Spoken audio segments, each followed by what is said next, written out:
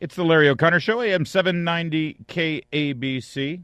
I am alive in the nation's capital, but I'm just talking to you, Southern California, every single day here from 10 to noon.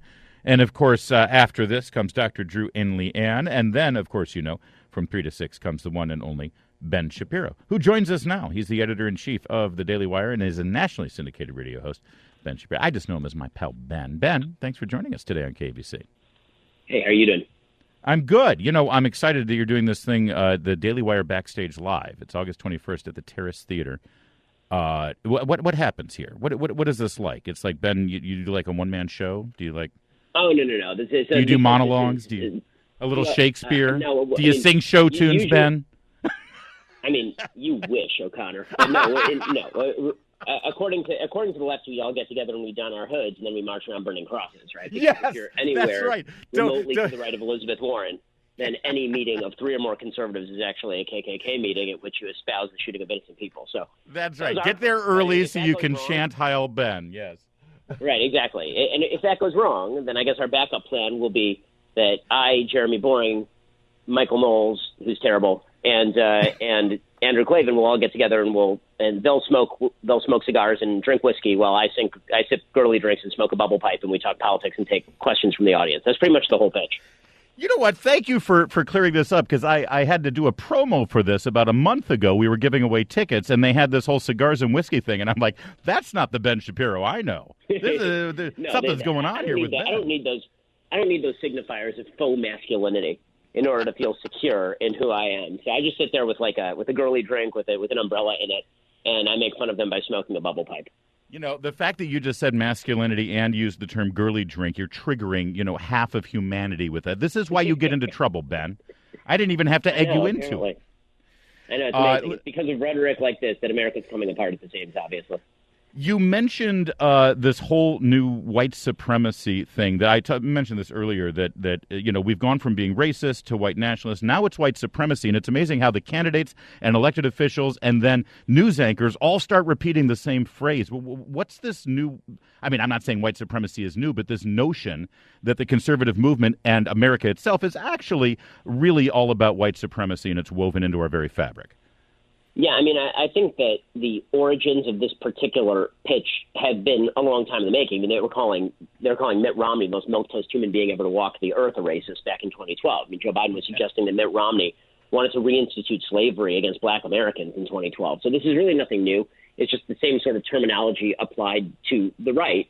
And the terminology has become a little bit more vague than just saying racist. Now you say white supremacist when what you really mean is racist. And listen, white supremacists are like a real group, and they are a real defined group. There are people who believe that white folks are superior to black folks. There are people who believe that America should be a white nation, that it was built for white people. They believe that immigration, legal and illegal, should be stopped, and that any sort of dilution of white race is bad. I've been fighting those people for years. And when I say fighting, I mean that I spend hundreds of thousands of dollars in security every year on personal security 24/7 because white supremacists want to kill me. 3 months ago, the FBI arrested a white supremacist threatening to come to my house and murder me and my family. And yesterday, I had to call the police again because Antifa was doing it from the left. So there are people out there who are like this. In 2016, I was the #1 target of white supremacists in the United States online. So I'm very well aware of their presence. They are evil. I've been speaking out against them routinely. But none of that matters because I happen to be on the right, because I'm a conservative. Then I am now a white supremacist. And this is where the nastiness of the political left really comes out. I don't think that everybody who's a liberal thinks this. I think there are many liberals who don't think this, who are honest.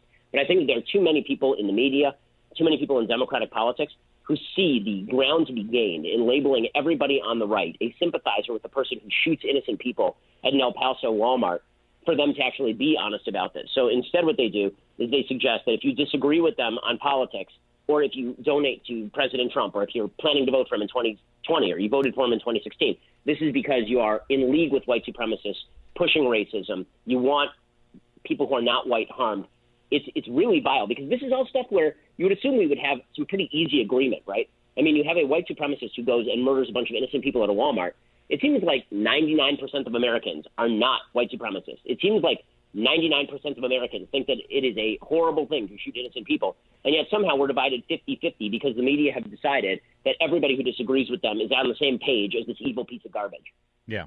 Yeah, and that's I mean, I think you articulated very well. That's what you do for a living, Ben, and that's to suggest that there aren't some crazy, neo-Nazis who, yes, shave their heads and get tattoos and love Hitler and yes, turn to violence.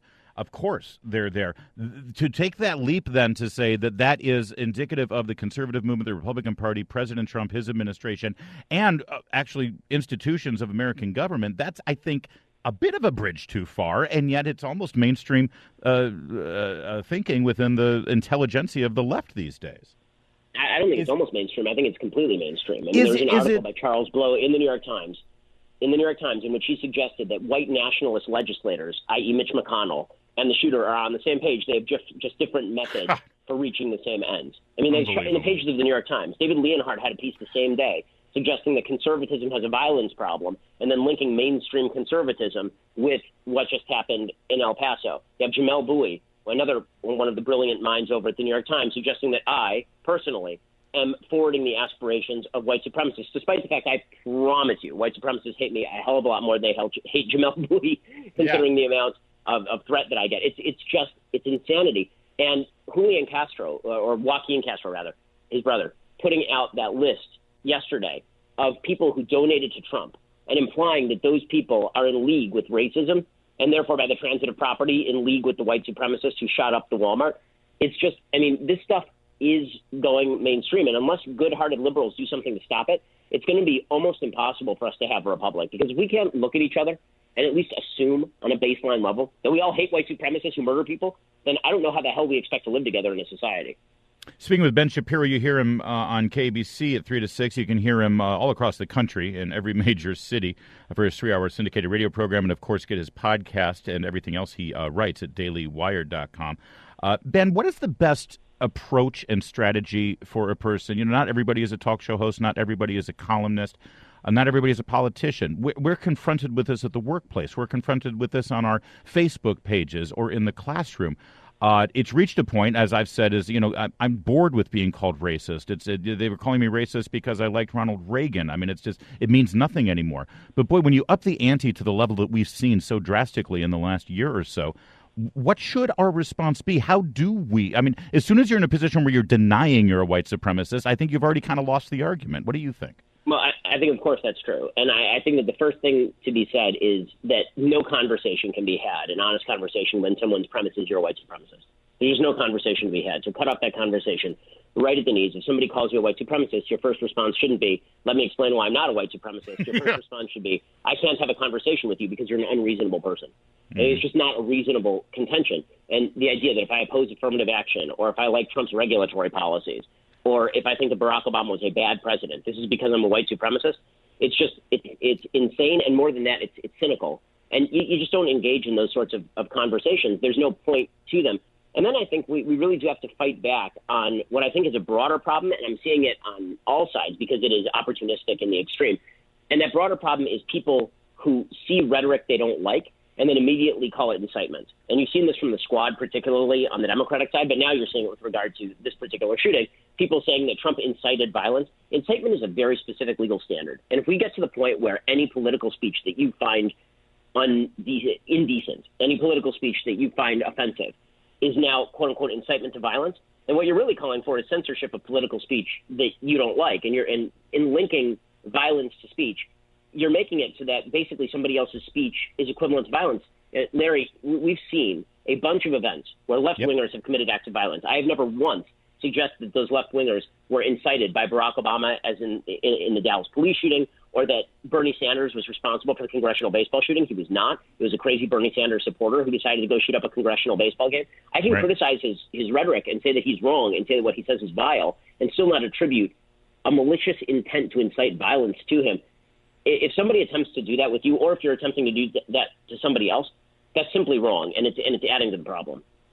Ben Shapiro. You can check him out live with Andrew Klavan and two other people. I don't even know who they are, but Jeremy. It's nice that you let them tag along. Yeah. I'm kidding. Jeremy Boring is a great guy, and you're right. Michael Knowles is absolutely awful. Ben Shapiro, Daily Wire Backstage Live, August 21st at the Terrace Theater in Long Beach. Actually, I like Michael. Why do you keep saying he's awful? He's a wonderful person. Well, I mean, that's a wild overstatement, but I think that he's awful because he sold 250,000 copies of a blank book. And anybody who sells 250,000 copies of a blank book, when there are those of us who have struggled to put words in our books, that by definition, awful person. I think that's genius, and you're a little jealous. Ben Shapiro, when you put on the green shades, I'm not a little it's jealous, not a good I'm a look. lot jealous. That is the greatest return on investment in American history. And I wrote as many words in that book as he did, because I wrote a blurb for it on the cover that I will always regret. It was called Reasons to Vote Democrat. It's a blank book, and I wrote on the cover, thorough, Ben Shapiro. And you got nothing for it. Nothing. Ben, I miss you, my friend. Meredith says hi, by the way, and I hope all is well with the family. Oh, awesome. So I say hi as well, too. Be well. Thank you. That's Ben Shapiro, and you can get more of that, of course, every day here, 3 to 6, and then also live in person, Daily Wire Backstage, August 21st at the Terrace Theater in Long Beach. This is the Larry O'Connor Show on KABC. Hey, audio-only listener, you are in a rare club.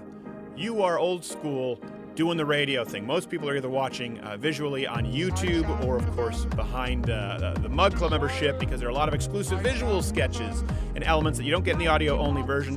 But either way, you can join up and support this show if you want it to keep going at louderwithbetter.com/Mug Club. $69 annually for students, veterans, military. Just enter in that promo code, and we really appreciate you listening or watching on YouTube, and hope to see you on the other side. louderwithbetter.com/Mug Club. Nosotros somos Mug Club. ¡Hijo de putas! Sí, ahora está Bobo. Yo lo hice. El Buvox. No hay boba! Story that was being told about. Espera. La Susan Wojcicki. Señora Wojcicki. Con la DPDC.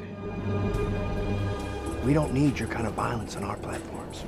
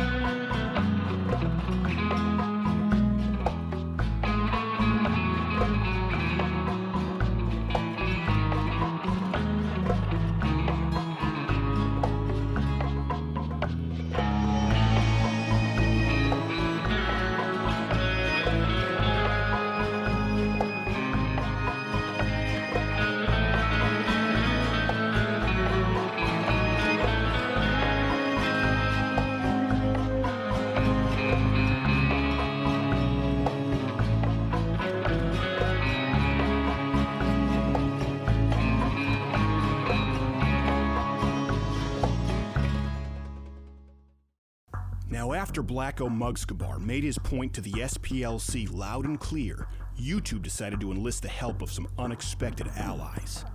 See, they needed private companies to do their bidding, free from the constraints of a non-profit organization.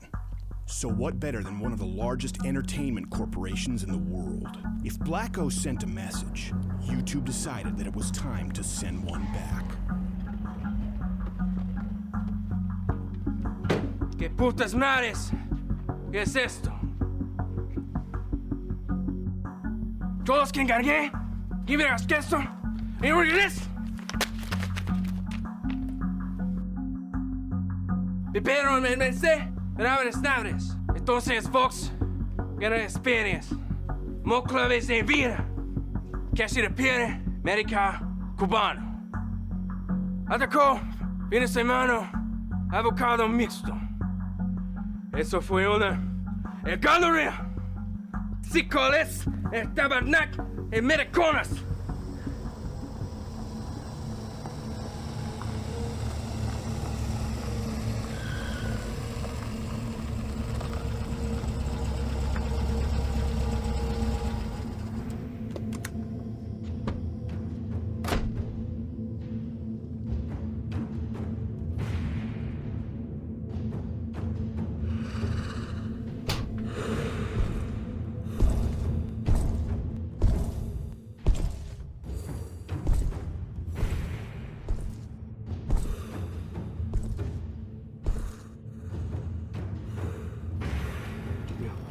You're supposed to be dead.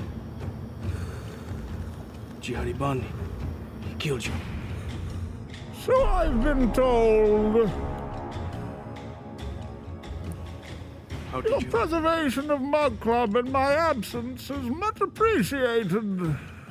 All your tremendous work has not gone unnoticed. Even Brendan. You were dead. I had to take over. I had to take charge. Tell me, Blacko, do you feel in charge? I have missed this. The scent of fear, of intimidation. It is palpable. But it is misplaced. I return not as an adversary, but an ally, a liberator. I've heard of your conflicts with the SPLC, of the false DMCAs from the rodent, of your run-ins with the glorified Latinx at Vox. I have it under control. No, Blacko, that is merely a delusion. Though I appreciate your zeal, it warms my cockles. There are far more sinister forces afoot than even you realize. But hear this promise. If you follow me, I will lead you. And together, we will fight. We will win. And we will transform Mug Club into a power the likes of which YouTube has never seen.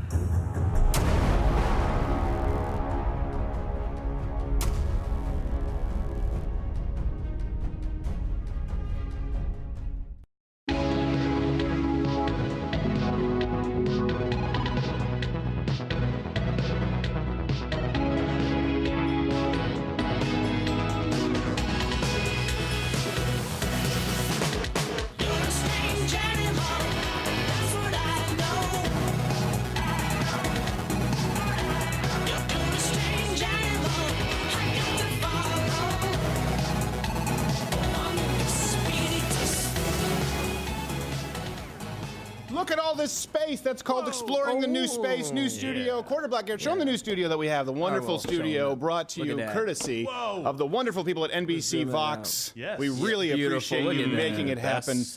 No longer in my garage. So much space. Today on the show, glad to be back with you. It's our first show back after a 3-week break. We have Ben Shapiro on the program. We'll be talking about pedophilia in the entertainment industry, as well as just the society at large, along with last night's presidential debates and the one before that. So, question of the day. We've now had 4 opportunities to hear from Democrat presidential candidates. So, question, knowing that one of these people will be running against President Trump, what do you think the president will be serving at his victory party? I'm thinking something with a dip. Yeah, Sonic. Perhaps Definitely Sonic. I'm thinking Scallops. Chick-fil-A again. My half-Asian lawyer, Bill Richmond, is here in third chair. Some big announcements coming soon with half-Asian lawyer Bill Richmond. Quarter Black Garrett, show me your hood pass. What's up, dog? At G. Morgan Jr., what's the wine of the day? We got Paradigm Merlot. I missed so much telling you that Paradigm. nobody cares. It is good to be back. Let it all out. Let it all out. Everyone have a good break? Everyone have a good break? Yeah, Good it was break. good. It was awesome. It was a lot of fun. And this really wasn't a break for everyone here. Of course, we have audio Wade as well. Everyone was working on They're like, if this is assembling a the new break, can I get a studio. new job, please? So this has been a long time coming. Yeah. We used to be in a dirty massage parlor. Was Yes, our old workspace. true. That's Yes. not It was a joke. clean. My mother kept it It clean. was after we moved did in. not.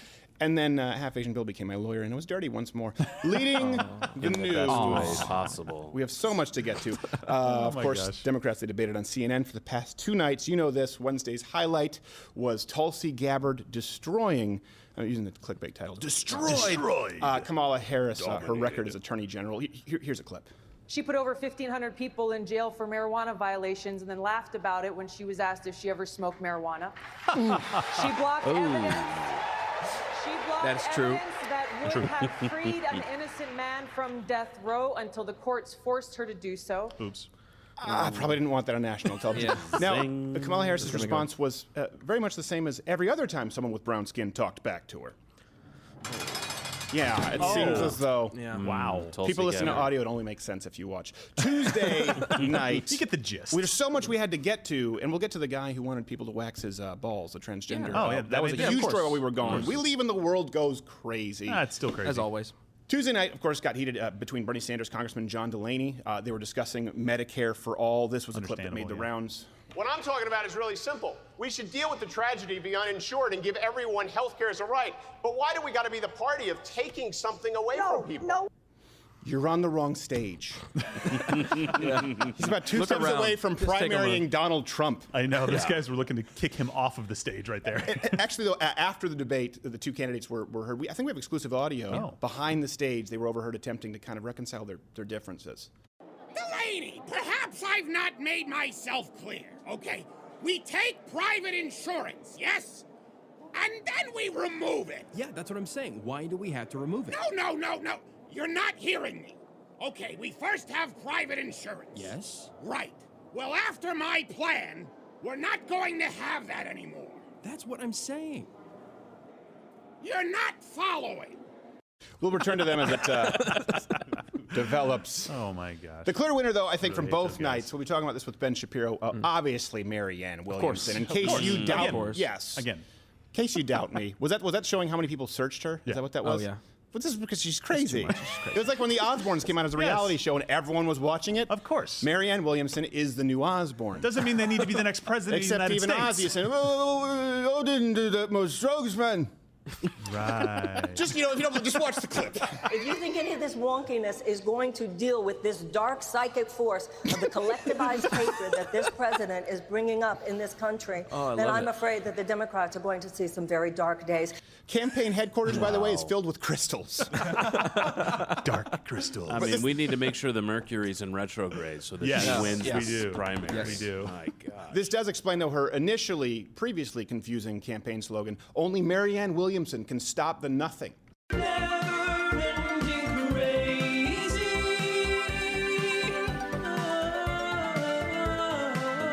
Movie doesn't stand up, by the way. No, Not at like all. a horse from Never-Ending Story? It's almost the story's lost. Usually that's a Gerald scenario. That's where I usually chime in. No, all right, go ahead. I thought the Did you funniest like part that? was that she reserved the craziest part of her night for a moment when they were talking about water in Flint, Michigan, a place controlled by Democratic mayors for, I don't know, ever. Right. Yeah. Also, a lot of zebra muscles. So I just blame them. Hey, look at that. In That was entertainment me. news, Brad Pitt. No one familiar with the zebra No, muscle? No one familiar with did it. mollusk It was genre me. of humor? It's a genre. The mollusk. In entertainment Love news. clam jokes. What is a mollusk? Is it a clam? Is a mollusk? Does that mean like a shelled? Brad Pitt. That's the wrong show. Wrong show. He got surprised with a kiss from his Once Upon a Time in Hollywood co-star, Lena Dunham. This comes from Daily Mail. The other cast members She was in that appeared. movie? They were shocked, too, during their display of affection. Now, of course, while disturbed afterward, Brad Pitt stated that he initially, quote, wasn't concerned because he thought he was kissing Jonah Hill. Uncanny. It is uncanny. Oh, It really is a little That creepy. would be A little creepy. pleasurable. you about to say something? I have a Lena Dunham blocker. I didn't even know she was in the movie. I've seen the movie. Had no clue she was in the movie. Really? I'm not kidding. Good for you. You have a Lena Dunham blocker. Apparently, like it just anytime she shows up on the screen, it just magically goes away. You from want to me. say I had no It's idea that she was in wonderful. there? I really didn't know. Really? When I was more I don't believe surprised you. that Lena Dunham was in that movie than that she kissed Brad Pitt. Let me just tell you that. Wow. Had no idea. You really need to get a CAT scan. In other entertainment news, Dancing with the Stars, the costume designer Randall Christensen died recently. This was big news, very sad. His last request was for a private and tasteful burial and to be buried in something that really shows off his tits. Oh my gosh. Service was presided over by Dave Coulier, by the way. Cut it out. By the way, I don't even know. With Dave Coulier, when you think about cut it out was his Oh, my tagline, gosh. but this cut makes sense. Cut. Okay. But Yeah. it out? That's just pointing. Well, what do you do for it? That's pointing. You Come know, up with something. well. If this is your raison Just a- d'etre, like is you- cut it out. Point to a Do red more than balloon this. or what? I quicker mean, how are than you that. going to I don't point? know. You got a point. You know what? Just ditch the show Clowns. altogether. We don't need Dave Coulier. I don't care how many times he slept with Alanis cut it Morissette. out? Oh Is my that what you're gosh. saying? You were giving G. Morgan Jr. a run for his run. money. No, I thought we were First doing day. Is this the big announcement? Is he taking my place? By the way, this Sunday, for those who don't know, important day. We do need it. We want to honor everybody. This Sunday Yes. is a Single Working Women's Day. Founded in 2006, it's a day to pay homage and recognize the important role single working women play in our communities and families. So like Mother's Day, for women who don't matter. Well, they don't matter any more than anybody else, I guess. I was reading this story. I was looking for. I thought it was women who don't matter. It was kind of funny. The person who wrote this article said, he's like, I'm surprised. It's been going for 5 years and not one Fortune 500 company participates in this. I'm like, good. They shouldn't. Who cares? It's perfect. It's the forgotten woman, rightfully so. Finally, a man who was accused of killing his wife, he claimed that a powerful group infected him with mayonnaise. This is a story that I was obsessed with it on my break. Shocking. This comes from KGET, I don't know, some local affiliate. It says, according to the documents, the alleged powerful group put the mayonnaise in him, though the man couldn't identify who, quote, they were. Now, listen, we looked into this. We were obsessed with this. We looked into this powerful group, and I don't want to be conspiratorial. I don't want to be irresponsible. But if you do the research, serious, if you do the research, it does turn out there is some validity to his claims.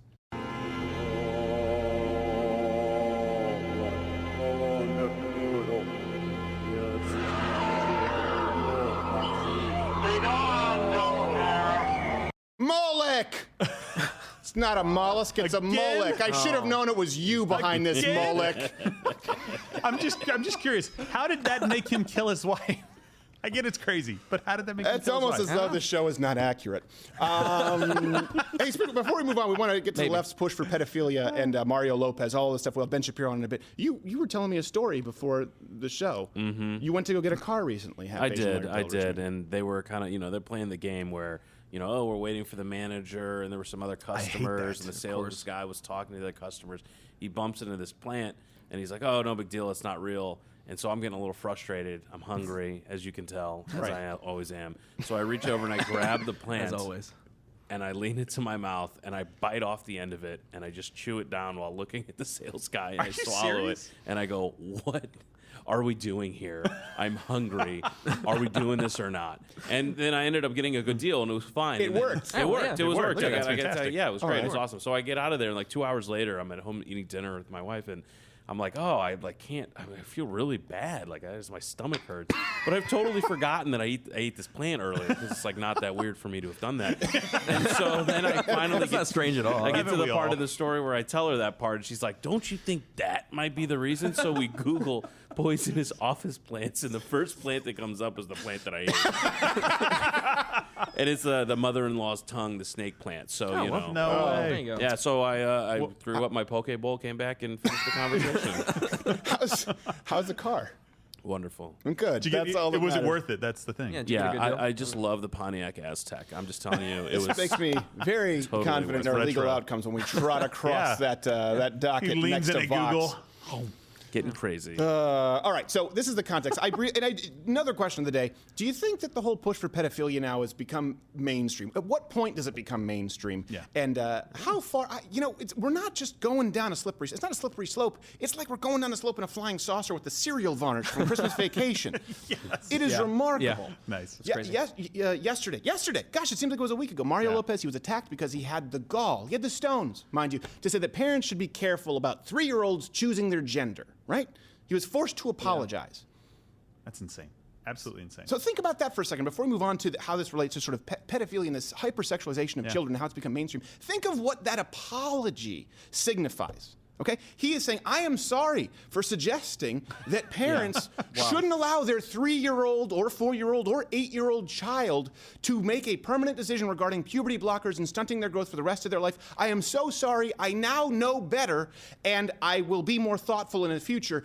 By that, I mean guaranteeing the moral high ground to the opinion that all children should make permanent sexual decisions at the age of 3. And that's why I have no tolerance for people who apologize on these issues anymore. Really, have we talked about this? We talked about it on Ash Wednesday. If people want to stay in the closet, you don't want to come out as conservative, that's fine. I understand it. Keep your head down. But do not apologize when you have done nothing wrong. And listen, your view hasn't changed, Mario Lopez. No, let's not be at honest all. here. You didn't have a change of heart. You're just afraid. And it's only going to get worse because you apologize. I'm done with this guy.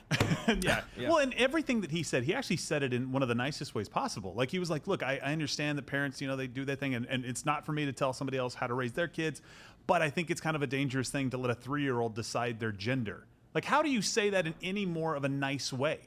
He didn't say it in a mean way, a hateful way. He wasn't throwing shade at the parents. He was just saying, I don't think this is a great idea. And this is just like last night, they're trying to get Joe Biden to apologize. Right. Joe Biden, because he had the nerve to say, listen, if someone has entered this country illegally, we should have a legal course of action to deport them.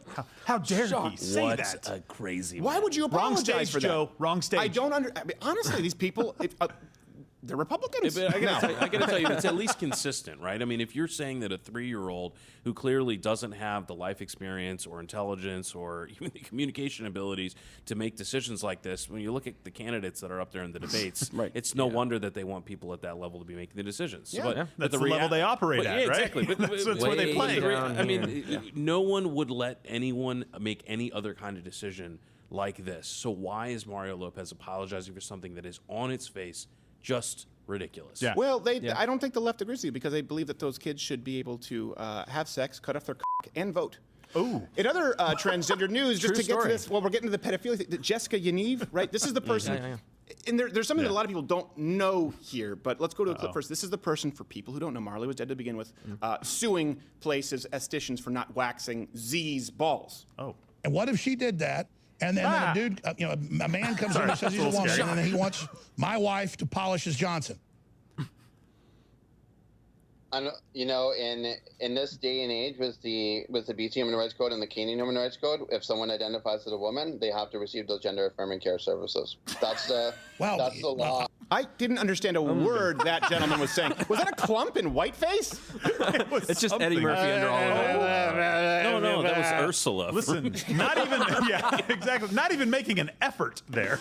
This person even testified at a British Columbia Human Rights Tribunal. Really? By the way, same kind of Human Rights Tribunal that had Mike Ward, right? They wanted to find him for a joke. Oh. And the story dominated the culture war while we were gone, with even the Prime Minister actually a press conference, in case you missed it. Yeah. No, it's important I clarify, transphobia has no home in Canada. And this beautiful and brave woman, she deserves the same dignity and basic human rights as all women, including that of having her beautiful scrotum and testicles waxed without fear of shame. I was told there would be a big check. And as Canada's chief executive, let me offer Jessica our sincerest apologies. And as a symbolic show of unity, allow me to now perform the original services you were so rudely denied. Mr. Prime Minister, I was told there would be a... No, Jessica. There's no need to accept a consolation prize here. Actually, my lawyer and I, we discussed them. Hey. Please. The most important things in life cannot be bought or sold, like the dignity of which you were robbed, on which I could place no monetary value. Well, actually, we agreed upon it. And so there's no sense in trying. Please don't touch me. All right. Get the hell off me. Well, you know what? That's, Stop touching me, man. By the way, something that people haven't necessarily talked about yet, that Jessica also under fire for trying to throw a semi-nude kids pool party where parents weren't allowed. The balls on this broad, and we're going to get back to that later, by the way. It's unsurprising to me. It's completely inevitable because by its very nature, it's sexualizing children. This is a sexual decision. This involves we talk about reproductive rights. What about the reproductive rights of children? Yeah. Shouldn't they have the right to be protected as it relates to their ability to reproduce? We're actually talking about reproductive rights. Yeah. Every time they push some gender studies trend, all the focus immediately on children. Yeah. Why? And let's review this. And you might think this is kind of a fringe tendency, but they have a long history of sexualizing children, pushing pedophilia. So let's go to a brief history lesson here. 20th century. Okay, many famous academics, they argued in favor of pedophilia. 1977, in response, there were 3 Frenchmen being put on trial. Are you familiar with this case, Half Asian? I mean, I've heard the summary. I would imagine you probably try and avoid it. Yeah. So like case law. It's not my I'm general gonna skip area over that of law. one. Oh, the French. Imagine the person who has to defend a pedophile. Yeah. That's got to be really or difficult. 3. Yeah, or 3. So this is in response. 3 Frenchmen, they were put on trial, okay, for having sex with kids, young as 13. Number of French intellectuals signed a petition to legalize sex with young children, okay? This is important because we've talked about gender theory. All of the biggest postmodernist thinkers in France, they signed it. Yeah. Michel Foucault, Jean Sartre, Jacques, I think was it Jacques Derrida? Jean-François Lyotard is his actual name. Simone de Beauvoir. We've talked about Simone before. The list goes on. The crazy thing is, by the way, the age of consent in France, right? They decided this was going to be the mantle they would carry. Yeah. It was already 15. They wanted to completely young enough. abolish. Pushing it. any law regarding age. In an interview about this petition, Foucault said, I want to quote him directly, to assume that a child is incapable of explaining what happened and was incapable of giving his consent are two abuses that are intolerable, quite unacceptable. So he thinks it's abuse to not allow kids to have sex. Keep in mind, Foucault is still, to this day, the most cited author in all of the humanities studies across college. He is he's thought of as the father, the godfather of gender theory itself. Simone de Beauvoir, we just talked about Simone de Beauvoir, a French existentialist. She's the first person to claim that gender was a social construct, serves as the bedrock for modern gender theory. Oh boy. I'm starting to see a trend here. So these were the theorists, right? This is important to note. The theorists, the philosophers. And did you learn in college the John Money study? Did you learn? This was the guy who had twins, and he raised one as a boy, one as a girl? I know the study now, but I did not know This is important because this, again, everything you know about transgenderism, you say, well, why does it always push to pedophilia? Well, here's why. Sorry. You have the philosophers, the theory, who established it. By the way, they still believe there were only two genders. They didn't believe that there were 57 like on your Facebook profile. But they were only so crazy. Hey, then there was 72 genders. Then there was, in practice, the case study. We wouldn't call it a clinical trial, but you've learned about this in college. This is John Money. He was the one who had twins, right? He raised one as a boy, one as a girl to prove that gender was arbitrary. We've already covered this. One of the twins, who was, I can't remember the one that was raised as a girl, I think, committed suicide. The other one did not, to be fair, died of an overdose of antidepressants. And this is still taught in schools as the basis of the modern medical approach to transgenderism. And he had this, John Money, to say about pedophilia. If I were to see the case of a boy aged 10 or 11 who's intensely erotically attracted toward a man in his 20s or 30s, if the relationship is totally mutual and the bonding is genuinely totally mutual, then I would, by the way, that's redundant. Money was redundant. In his studies. I wouldn't be surprised if he did it with he had 4 twins in the study. You only need 2. You only need 2.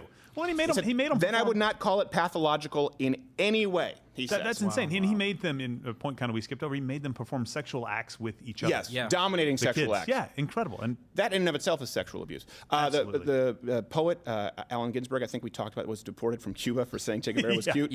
Member of NAMBLA.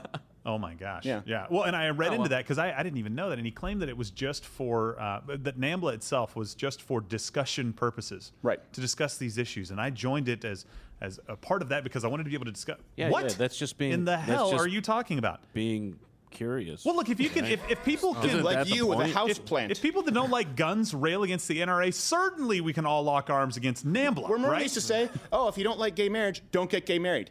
Right? Exactly. But what if I don't like children being subjected to societal pedophilia? Well, then don't be a part of society. I mean, how do you 3 years old? Remember, people are now crucifying Mario Lopez, AC Slater, for saying that a 3-year-old can't decide to change his gender. Well, hold on a second. If a kid can change their gender, why wouldn't they be able to consent to sex? Right. Surely, a sex change is a bigger life decision than just having sex. People need to understand this. It's natural that this would follow suit. To give you an example, like when people, you have all these interviews on late night talk shows. Right. Oh, tell us about your first time having sex. Like, my first time was with my wife, and I didn't know what I was doing, and it was awkward. Or my first time was, at a 7 minutes in heaven, and I didn't know how to undo the blouse. 7 and minutes? It's like, my first time was when I cut off my.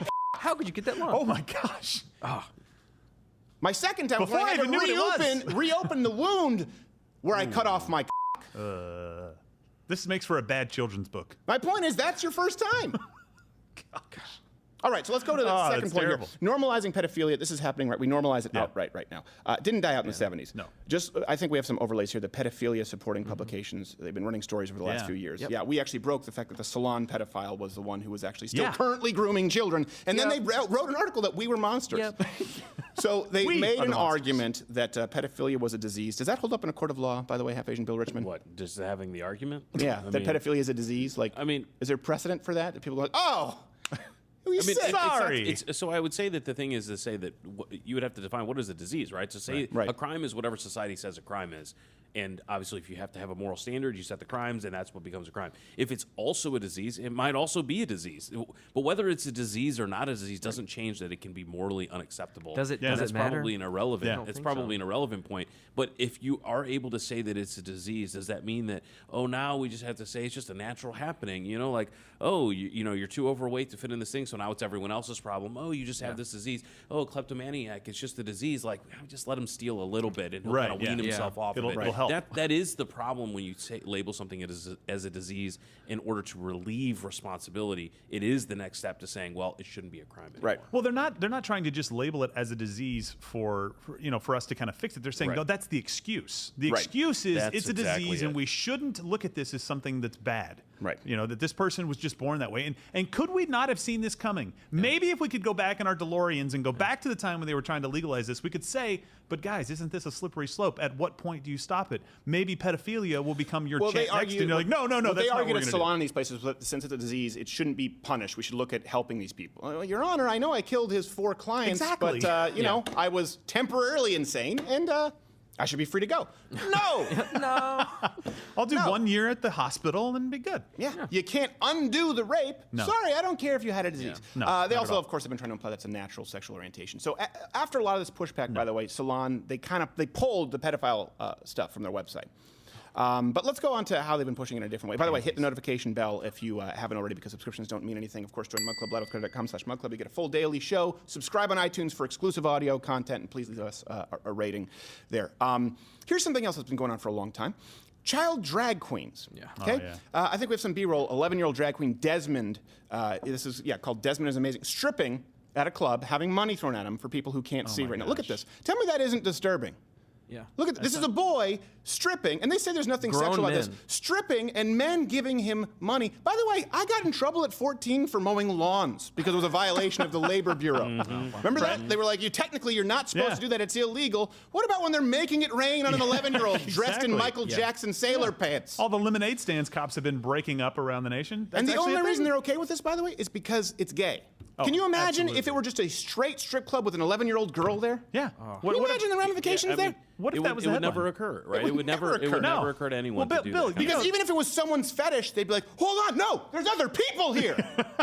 But at this club, they're like, oh, let's roll camera, roll tape, check the gate repeatedly.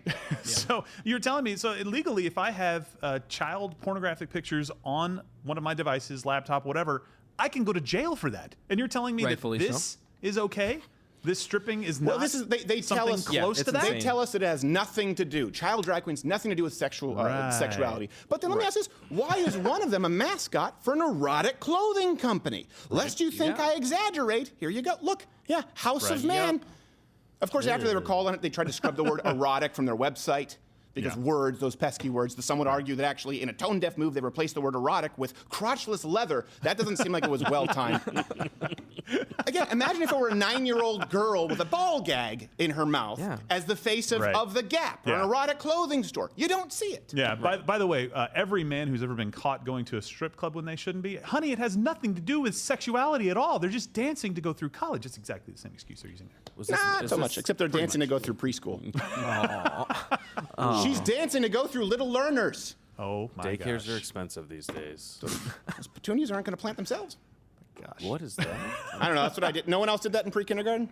You planted petunias? I just cut out pictures. I don't know. I couldn't even say petunias. I tried to wait till college. Did you pronounce the P, or is it just tunias? I think it's petunias. Petunias, for Oh, sure. good. I didn't get that right. Did you? Petunias? I have no idea. Petunias. Oh, my God. Is that what you ate? Was it petunia? Snake plant. Snake plant. Snake? Got it. Petunias are delicious. I can't believe he ate a plant right in hard the to middle of get the bamboo here, conversation. okay? It's a power move. It's a power move. Hey, By the way, let's scale it back because you're going to say a lot of people will say, "Well, hold on, that's really extreme, right?" The drag queen scenario. No, that was trending on YouTube and was supported by the transgender community at large. But On shows everywhere. Let's scale it back. Drag queen story time. Harmless, right? This is just people reading to kids. It happens at libraries across the country. Well, except in a Portland library, it ended up with drag queens dry humping children. They're the pictures. They're the pictures. Oh, that my is gosh. By the way, that guy moonlights as a scout counselor. What? No, of course that's not true. What is with Say, this I room? wouldn't be surprised. Drag Queen Storytime Houston ended up with not one, but 2 sex offenders on its roster. gosh. That's two registered sex offenders. nobody- Rape. Nobody can do any background checks. In an effort to appease a sliver of the American public, we're now putting kids in harm's way.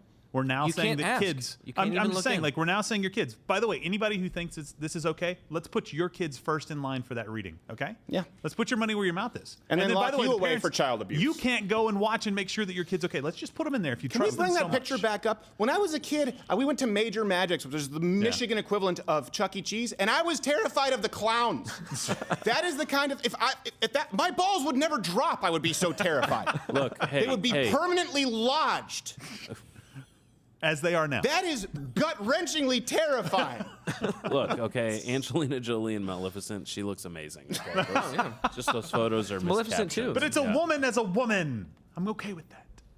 I know. I'm not okay with any of this. Circling back to Jessica, the Canadian trans activist, the one who insists that women get their balls waxed is a human right. It just sounds weird. Along with internet in Germany, getting your balls waxed as a woman. Yeah. Turns out, tried to host a no parents allowed topless pool party for 12-year-old girls. Also one allegedly does. tried to show child porn to underage girls. Obsessed about, it was talking about nude girls in locker rooms, asking about tampons. This Jessica, he asked if it's okay for 10-year-old girls to bear all in the locker room. He asked, sorry we have to bleep this, do you see tits and pussy ever to 12-year-old girls? Which, by the way, I guarantee you they do. They have them. So this is really just to get, like, he's not even really getting, he's not asking anything. No. To which he doesn't know the answer. Do you ever see yourself naked? He was asking them the best way to bond with girls. He was devastated, by the way. He was devastated when it turned out that they weren't just parading around naked in the locker room. He was really upset by it. Yeah. I don't know. It's not Porky's. Yeah, that's what he thought. He's going to get a 12-year-old Jessica Andrews scenario. Just getting off to asking questions to 12-year-old girls. That's sick. That's so disturbing. Have you heard about this in mainstream media anywhere? You've heard about the initial story, right? Right. Yeah. Keep in mind, Jessica is explicit that Z is attracted to females and identifies himself as a proud lesbian. So I'm still angling for that available striker spot in the U.S. women's soccer team. Yes, soccer, finally. Which, by the way, I had to run a Google search on soccer. That's an actual position, striker. Gosh. I do think that there's probably a number of people in the audience who are uncomfortable with the fact that we're even talking about this. Right.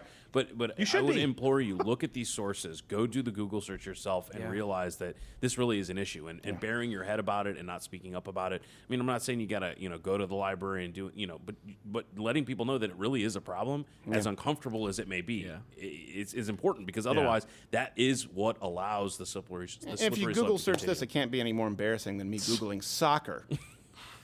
If the FBI had a warrant for my hard drive and I would direct them to the very defaming hardcore pornography. Not soccer. Don't look at the soccer balls. Do you mind, by the way, when we're talking about mainstream, CNN's Chris Cuomo, the DNC pool boy in chief, said that 12-year-old girls are bigots if they don't want to look at grown men's penises. There's the tweet. Yeah. I can't believe that one. How are you supposed to be tolerant of a child seeing a man's penis? Like, how is the word tolerance thrown in there? That should never happen, period.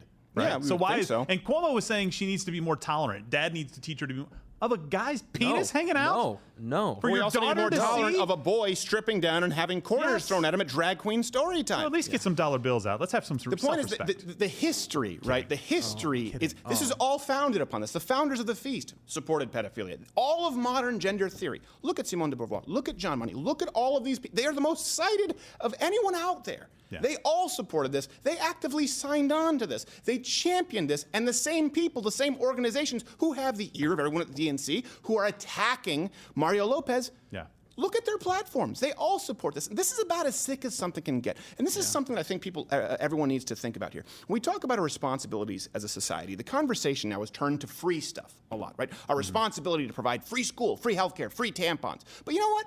Before we get to the free commodities that you would like, not a right, commodities that you would like to not have to pay for, how about we understand the most basic societal responsibility since the beginning of civilization? Not Western civilizations, by the way, unless you try and call this a racist dog whistle for the alt-right. Just civilizations. Yeah. Since the beginning of human beings, the responsibility to protect the most vulnerable among us. That's why we would send men out and protect the women and children in battle. Right? You send out the strong to protect the vulnerable. Would anyone disagree that the vulnerable would include children? Yeah. If this is as sick as it gets, and it's mainstream in today's left, it's a consistent pattern. And how often do you hear about this right now from the press? Right now, do this experiment. Go to the homepage at Vox. Go to HuffPo. Go to Salon. Go to the YouTube homepage. Go to their YouTube Heroes Trans LGBTQ AAIP activist page. Is anyone talking about this Jessica business? Will anyone be talking about this segment? I guarantee you they won't, unless it's expressing outrage and offense over the serial sex-offending tranny pedophile. Why? Because I misgendered him. That's what they'll be upset about, because priorities. So it's really important just to understand how this has been creeping in for a long time, the basis for modern gender theory, and how far we've gone. And that's why you don't apologize. Mario Lopez, what are you thinking, AC Slater? Actually, by the way, I think we're getting word that Senator Sanders is still making his case to Congressman Delaney. Okay, let me try again. If you like your doctor, yes, you will not be able to keep your doctor. Senator, that's what I'm saying. So what you're saying is that if people do like their doctor, We should misplace him. No, I'm saying, why do we have to take something away from people? So you would rather eliminate the people altogether? Oh, Senator Sanders, when will you learn? Seems like somebody hasn't been paying his tributes to Molech. All right, we have Ben Shapiro coming up after this. Yes. Stay tuned. Open your mind. Let us begin our quest to find the new sound. So a lot of you were asking what happened during the break. People tried to shut us down, and instead, they ended up moving us to a bigger space. So, come on. This is the third space we've been in the, I guess, 5 years since the show began, 3 years since it's been daily. This is the conference room where we now sit and do pitches in the morning and work out material, and people call in via Skype, like Brodigan and Pentelis. Come on, let me show you. This is the Louderworth Crowder team, working hard, as you can see on the show. And because they've worked so hard, we decided to give them a ping pong table here. Everyone is equally terrible. We don't have any Asians here, so we don't need to worry about anyone, hustling anybody else at ping pong. Do you know what this is? It's LED. It's not a real Edison bulb. Because could you imagine what a pain in the ass it would be to get up and change all these bulbs? It's entirely impractical. This is storage that we used to have an off-site storage facility, as well as a pod at our old space, which was highly illegal. Oh, this is a Spider-Man costume. I don't even know when we use this, but we use this for something. So this is all of our wardrobe that you can see. Wardrobe, makeup here, funny hats because we like to have a laugh. Do you have any idea how uncomfortable it is to send your mother to purchase one of these? Honestly, it's not that uncomfortable. Green screen room, though for some reason, apparently Audio Wade was developing photographs in here or something. You can see it's a lot bigger. We're still working on it. We have some audio issues because it is so big. And finally, this is where we actually tape the program. And this used to be entirely in my garage, which I can say now because it's no longer a violation of any security, because you won't find anything in my garage. Looks like after the Grinch left the Whoville, when he just left a crumb too small for a mouse and a couple of wires, you'll see. Here, look, you know that guy? He's the guy who can find a home in no culture, Quarter Black Garrett. And this is the space where we record, produce, film the whole show. And it was really important when we started doing this that it was a three-dimensional space where people wanted to hang out. Those things are actually filled with liquor, watered down with food coloring. That's where Half Asian Bill usually sits, Quarter Black Garrett, Audio Wade, Gerald, and me right here. And all of this was made possible because you supported, stepped up, and joined Mug Club. And we're incredibly grateful. Like, compared to the YouTube studios and Google or the Young Turks, it's a really, really modest space, but it's what we needed. We were working out of it was an old massage parlor, an untoward massage parlor. Oh, yeah. It actually was. It's not a joke. We only found out after we moved in there. When people first came in and they saw the green screen in the old space and how small it was, they thought we were making pornography. So thank you, Mug Club, for making this happen, and onward and upward. Better things. Say bye, Garrett.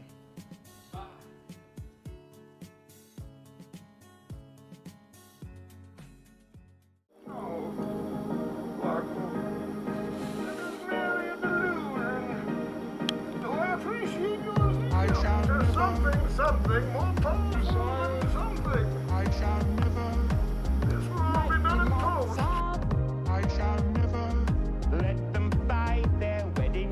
I shall never. Action. I shall never desire ever back. I shall never.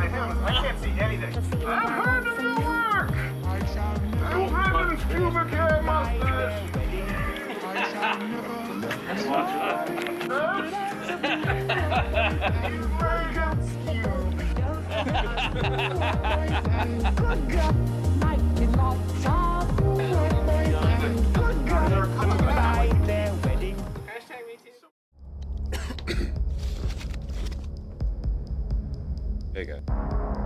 Hey guys, Whistleblower 22 here. So, long sleeves. Why does Steven Crowder wear them so often? Well, I've put all the clues together, and the only possible answer is Steven Crowder has twig arms. I was able to find this in an archive blog post. Overwhelming. 3年生です。父親が日本人で母親が中国人なんですけれども、日本語に興味を持った方は Finally, I have concrete confirmation on social media by that kind of black dude on the show. Looks like his days of owning the libs are at an end now that everybody knows he's a beta male.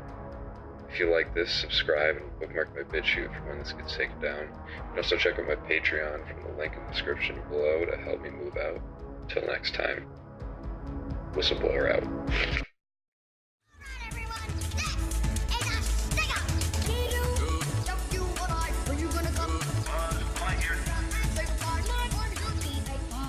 So I was doing this because the song says it's a stick-up. Yeah. And I actually failed a sketch. Do you realize this? In high school drama class, Mrs. Gendron, who was a commie, I've told this story before, I found out what right-wing meant because she said, oh, you're so right-wing, just from a sketch that I had done. And she got mad. She said, you have to call it a piece. And in that piece, I did this. Like a piece? Like this is a piece? Well, no, she would say, don't say sketch, say get my piece. piece out. But she got mad. No, not at all. And don't try that again, because if you do that in the wrong area of town, Baltimore, as we'll talk about in a second, you will cease to exist. Okay. The quarter black part will be no part. That's my bad. You won't even be 1/8 part. And she failed me because I did this in Yeah. a pantomime sketch. She said, don't do that. A gun isn't that. You would hold it like this, like you're mime the gun with the trigger. Don't hold your hand out like a gun. Okay. And I said, well, you could have told me that before I did the sketch. And she said, peace, and she failed me. She called me up. Nice. And we're going to get to our guest in a second, Ben Shapiro, but not just yet. She called us up. This is what she did, Mrs. Gendron, to ask us about her grade. She would ask you what you thought you had gotten. Yeah. And then she would tell you what you did get, and you'd kind of talk about it. And so she called me up that same semester. She said, what do you think you got? I said, 100%. She said, what do you think you got? I said, 100. I don't know, let's go 99. And we went all the way down to 93, and she kicked me out of class. All right, our next guest, thrilled to have him on the program, our first show back. Of course, you know him, you love him. You follow him on Twitter at Ben Shapiro, The Ben Shapiro Show at The Daily Wire. He was our first choice for the first show back. Mr. Shapiro, how are you, sir? Hey, doing pretty well. How are you doing? I'm doing well. I should correct that because I've been following the Jordan Peterson advice. Not always tell the truth, just don't lie. Daniel Cormier was unavailable, but we do appreciate that you made the time. Well, you bet. You know, I was busy standing for Marianne Williamson, but I guess I'll stop by for you. Yes, exactly. You must be the nothing to which she was referring. The nothing that was coming for us. The all-absorbing nothing. Terrible film, by the way, Never-Ending Story. Dark psychic terrorism. I mean, she's good times, man. Do you think? I will say that she's spectacular. Do you think she resonates with people? I think that she's doing something that none of the other Democrats are, and I talked about it a little bit on my show. Just the well, there's that, but I mean, no, the other Democrats are crazy. There's plenty of crazy to go around. Yeah, but she's crazy on a different level, meaning that you have Bernie and Elizabeth Warren fighting up here on the surface over how best to lie to the American people about the fact that they're going to destroy your health care. Mm-hmm. And then you have Marianne Williamson, and she's just avoiding the entire conversation by going deep to the root. She's actually making a more Obama-esque promise than Warren or Sanders, who are both kind of doing the policy thing. Mm-hmm. She's saying policy doesn't matter. We need to heal our soul. And that does reek of Obama 2008 when Michelle Obama was going out there saying things like, you know, we're going to heal the souls of Americans. Barack's going to demand more of you. It really feels more like that. And on the other side, it feels more Trumpian than Cruz-ish or Rubio-ish. She's getting to something that is a mood more than it is a politics. And right now, because people are looking to political leaders to be channels for their anger and for their mood, I think that, frankly, whoever is able to capture that from what Marianne Williamson is doing is going to win the nomination, because she's obviously doing something that's interesting to people on an emotional level in a way that Elizabeth Warren jabbing at you over your tax rates is not. Right. And she's incredibly skilled at boiling the children's pet rabbit. So she's very she's Did you see that clip of her? Did you see that clip of her talking to the kid about the cat? It's the best. This kid comes up to her after the debate, and it's one of these child reporters, very, very cute. And the kid says to her, Miss Williamson, do you have a pet? And she goes, I have a cat, but he died. And I thought, you know what, I'm voting for her. By the way, your Marianne Williamson is the same as your Trump. Facts and logic. Teaching children about death right after a debate. Oh, that's great. By talking about how her pet died. And only you can restore that pet if you clap loud enough. It's like Tinkerbell. So just vote for me. Yeah. Right? The auras and the crystals will bring back the cat. It's the best. I mean, I have to say, I'm enjoying every moment of the Marianne Williamson surge. I hope that it continues all the way up until she's defeated by President Trump in his re-election. Well, and then President Trump will tweet out, I knew her cat. I killed it, okay? And for some reason, it'll resonate. Okay, so speaking of which, Donald Trump, what is your take on the Baltimore situation, specifically Cummings, Donald Trump, his tweets? Do you think, well, first off, give me your general take, and then I have a few more Okay, so a couple of things. One, my general take about Trump is always, dude says a lot of bleep. Right? I mean, that's just what he does. He says a lot of shit. Right. You can bleep it out for me. Yeah. And I love how you said bleep and then decided, well, I'll go with it because it's not my show. Crowder's show. I got to let it fly. Crowder show's different. Fine, we'll do it. That's me being risque, gentlemen and ladies. So and members of all various genders. So beautiful in any case, he says a lot of stuff, and the fact that the president tweets out whatever comes across his mind in like a 6 a.m. hour of Fox and Friends on a Sunday. I mean, doesn't he know it's Shark Week? Like, first of all, shouldn't he be occupied? It's Shark Week. Yeah. And we know he loves Shark Week. He told Stormy Daniels he loved Shark Week. So, dude, go watch Shark Week and stop watching Fox and Friends. And if you want to tweet out, like, facts about how many teeth sharks have and how often they rotate those teeth, totally into it. But he just decided he also told no her, I don't know if you know, he he wanted her to nickname him, and he was very specific in the specimen of shark. He demanded that she was like, do you want me to call you Great White? He said, call me Mako, because I and may arrive on the boat. For people who don't know, Mako sharks are the fastest species of shark, and they actually do jump into boats. We'll bleep that. Okay, continue. I didn't see that joke coming. I mean, the best kind of jokes, the ones you don't see coming, also the best kind of muggers. In any case, speaking of Baltimore, so Elijah Cummings, the president is going after Cummings, and it's not like he has a solution for Baltimore or like this is a well-thought-out policy critique of the corruption in Baltimore. He's just like, I don't like Elijah Cummings. You know, he's from Baltimore. Baltimore sucks.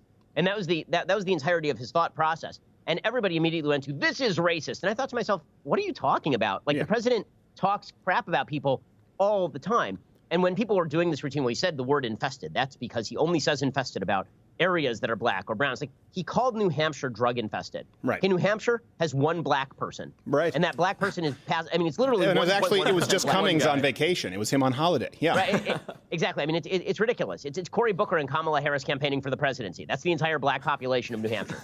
and so if we're talking about, it's about race. It's not about race. It's about Trump is sometimes a jerk and says jerky things. Now, number two. You can say a jerky thing and it can be true. In fact, most jerky things that people say to each other are true. Baltimore has been a horrible place to live since The Wire was on the air and before that. Right. Of the last 4 mayors, 3 have resigned in disgrace. One resigned after she was convicted for embezzlement. The other one resigned after she basically said she made room for people to riot. And the third one just resigned on charges of corruption like 5 months ago, Catherine Pugh. So it's a disaster area in terms of local governance. It always has been. And you know who used to say that? Elijah Cummings. Elijah Cummings called this place drug infested back in 1999. Right. I guess that wasn't racist when he said it. But one of the things that Trump has a magical gift for, and here's where we get to the other side of the coin. Trump does have this gift that whatever he embraces becomes toxic to the left, to the point where they must immediately disown anything he embraces, and anything he attacks becomes a cherished idol to the left. So now you've got the left saying, no, not only is Baltimore not a bad place to live, Baltimore is the greatest place to live. We are Baltimore. Now, none of these people are actually picking up and moving to Baltimore. No. Like, it's not happening. Of course, Baltimore's had a net loss of population in the last decade. Right. And there are article after article in the Baltimore Sun talking about why this is, how it's the governance, the fact that it has incredibly high tax rates and no tax base, the fact the public education system sucks, the fact that in several of the schools in Baltimore, there was not a single student who was reading at grade level or could pass math at grade level.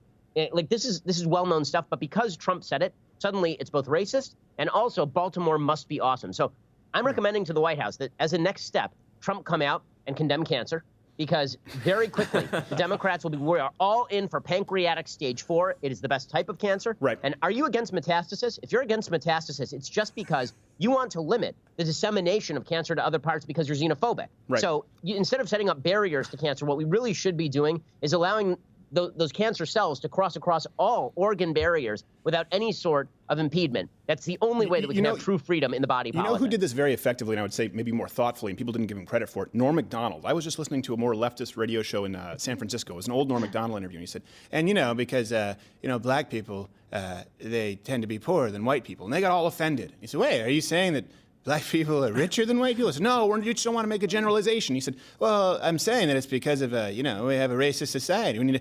We need to fix it. That's racist. And they all of a sudden flipped, where, of course, we talk about systemic discrimination. We talk about white privilege. But him saying black people tend to be poorer than white people, they got furious. You can go search this on YouTube right now. Let me ask you this, though, because I appreciate what you're saying there. And, yeah, Donald Trump may be rough around the edges, but he's not wrong. The only thing he was wrong about was saying that Baltimore is the worst city in the country. That would be Detroit, for similar reasons. But I have seen some virtue signaling conservatives saying, you know what, he shouldn't do this because Cummings has served the city of Baltimore for decades and President Trump is merely attacking it. Could there be a less effective defense? If you've served a city for decades and the city's Baltimore, it's like being a server for 2 decades, but you've never gotten an order right. I guess technically. Right. This is exactly right. And in fact, Chris Cuomo back in 2015, I mean, everybody's ignoring this, but back in 2015, when there were riots in Baltimore, Elijah Cummings went on CNN, and Chris Cuomo said to him, you know, you're ripping into federal governance and all this, but you've been a congressperson from this area for a very long time. There's a black mayor. There's a black city council. It's a majority black city. The majority of the police force is black. Like, at some point, shouldn't you, Elijah Cummings, take some responsibility for the city as opposed to, you know, blaming it on American racism? And nobody called Chris Cuomo racist for that because, of course, it's not a racist question. So, again, the problem that I have for Trump, with Trump just generally, is he is the president of the United States. You hope the president of the United States is out there proposing solutions, not just pointing out problems for political purposes. But look, Trump is what he is. That does not mean that what he's saying is untrue or that Baltimore is a wonderful place to live. And I love all these folks who are coming out and saying, well, his congressional district, Elijah Cummings, represents Johns Hopkins and it represents the harbor. And it's like, yes, that's true. And if you average Bill Gates' income and the homeless man that is off the side of the freeway, if you average their income, then the average income is unbelievably wealthy. Right. But that is not exactly how Baltimore works. It's a very bifurcated city. Elijah Cummings knows this. Everybody in Baltimore knows this. So citing those stats to say, no, actually, Baltimore is a wonderful place because of median income. Again, that is a dishonest. And I love how they tried out Johns Hopkins. Being used dishonest. I love how they tried out Johns Hopkins when they were protesting it 2 months ago because they won't perform the sex reassignment surgery. So this is one of the, again, it just comes down to what's convenient. And I would say Donald Trump's likely, he hasn't necessarily expressed his policy proposals, would be, hey, you know what, Baltimore, how about, same thing, Detroit, follow my lead. How about we do that? We do what's working for the country. I wish you would express it more, but I do think Baltimore could tear a page from his book. All right, we do have to move because this was something that happened over there at PragerU. You know, you guys work very closely with them. A.C. Slater just caught flack. We've been talking about this for his comments regarding parents. I don't have his exact quote in front of me. He said it's dangerous for parents to allow 3-year-olds to become transgender, that they shouldn't be making those decisions at that point in their life. Something to that effect. The reaction, the backlash has been unbelievable. What do you think in watching this? Do you think that there's an out-of-touchedness? It's incredible. Yeah.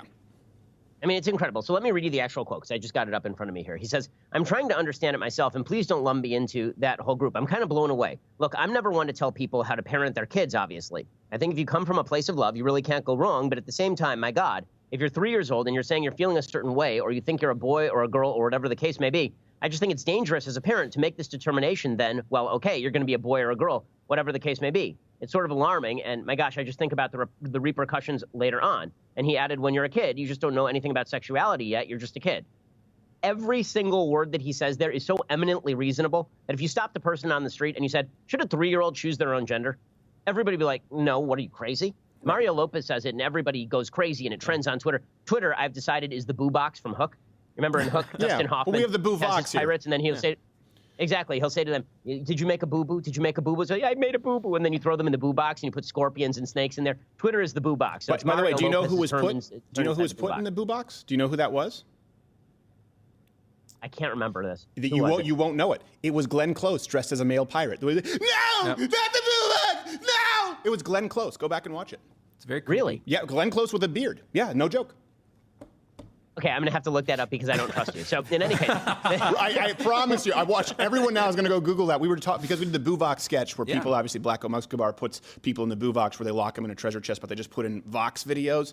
And we went back and did our research, and we're like, that's Glenn Close. Oh, my God, you're exactly right. That's exactly right. Wow. That is an amazing thing I learned today, Steven Crowder. You couldn't do that today. I didn't believe. That would be appropriating. That would be stealing a role from a transgender. Believe all women. Yes. Okay. If you'd been a woman, I would have believed you because believe all women. Yes, but true. You're not. So my bad.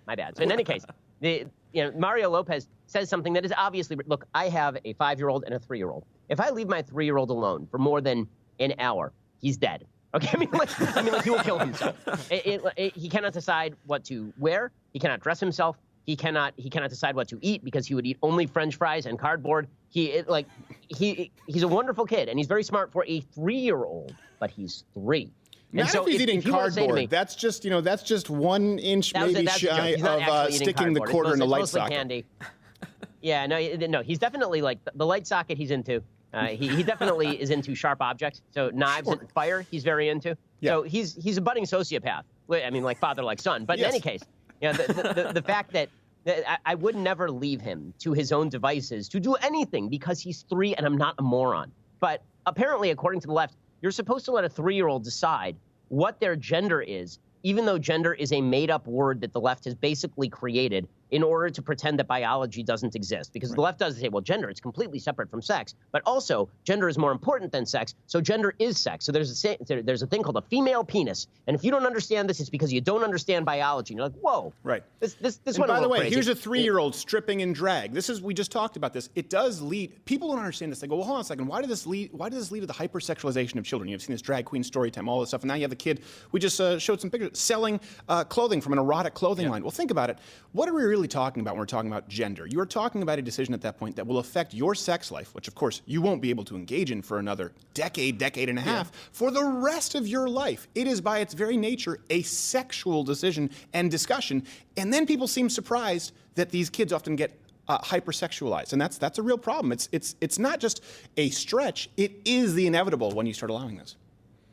I mean, as a parent, my job is to protect the innocence of my children. That is my only job in life, is to protect the innocence of my children. And the left is firmly convinced that the best way for me to protect the innocence of my children is not to guide my children in any way. And this is idiotic. And there's this famous story about Rousseau, who, of course, wrote a book called Emile about how you should basically let your kids roam free in the forest, and then they'll learn from the forest creatures basically how to live. And some woman came up to Rousseau at one point during his life and said, I read Emile. It's a beautiful book, and I've been raising my child that way. And Rousseau said, are you crazy? What are you doing? It's a fiction book. And this is what the left has become. We're supposed to let 3-year-olds, these are the same people who will say that you cannot feed your child a GMO apple, right? If you serve your child a tomato that is non-organic, then you are a bad parent. But if you let your kid decide that he is a she, and then you start considering hormone treatments and dressing the kid in female clothing, and you decide to do all of this, then obviously you're a good parent. So a good parent makes sure that what goes inside their kid's body is the most organic, but also that the kid gets to decide everything else about their body, including the stuff that is the most private and important decision-making they will ever make in their entire life about what they do with their body. I mean, it's completely insane. The fact that Mario Lopez was grilled over this, and the fact that he then backed down, the pressure by the left on these subjects is so great, and the pressure to silence is so intense that I cannot imagine there will not be a backlash. There has to be a backlash here, and I hope that it comes out in a reasonable way, obviously. I think the backlash should be just truth, but I fear that the left is pushing so hard that they're not going to like what they get on the other side of this. Well, and a point that I've often made, people don't necessarily think about this, but the whole idea of BPA-free water bottles and organic, a big part of it is they want to avoid what they call xenoestrogens, sort of these chemicals that mimic estrogen in the body and they believe can be cancerous, particularly for young men. When injected directly into your ass, however, in the form of a puberty blocker, well, you know what? All of a sudden, the science is a little bit murky. This is the issue. It is remarkably inconsistent. All right, we do have to get going. Let me ask you this final take. Who do you think is the most formidable opponent for Donald Trump, and who do you expect to sort of make it on that big stage debate in September? I mean, I still think the most formidable opponent for a general election is Biden, because he's the only one who seems to have any shred of sanity left to him. I mean, obviously, there are other folks who I think would be a tough race for him. Some of them showed up, actually, to the debate. John Delaney, but he's never going anywhere. No. I don't think that Elizabeth Warren would actually run a supremely tough race against him, just because she's so radical and she's so off-putting. Yeah. But it remains to be seen if Biden's first day was his best day. I've been saying for a long time I think that his first day would be his best day. But as people get a look at the other candidates, they seem to be coming back around to Biden a little bit and going, you guys are too crazy. And I'm not kind of liking what I'm seeing. It was weird to watch the gap close and then reopen a little bit as people realize that basically the entire cast and crew here is from Arkham Asylum, except for Joe Biden, who is only a temporary stay. Like he's like the Joker. He sort of pops into Arkham Asylum back and forth. And he's the least crazy person there, apparently. Yeah, I don't know that I agree. I think Bernie Sanders still might be the toughest one because of the Midwestern states and his appeal to union workers there, which I don't necessarily think Joe Biden carries with him. But that's a conversation for another day. We can talk. We can get policy wonky. I don't usually do that, but with Ben Shapiro, why not? All right, it is the Ben Shapiro Show at the Daily Wire. Follow him on Twitter at Ben Shapiro. Senor Shapiro, thank you so much for being here, sir. Be well. We'll see you soon. You bet. Congrats on the new studio. Oh, thank you. Look at this. I have more room to dance.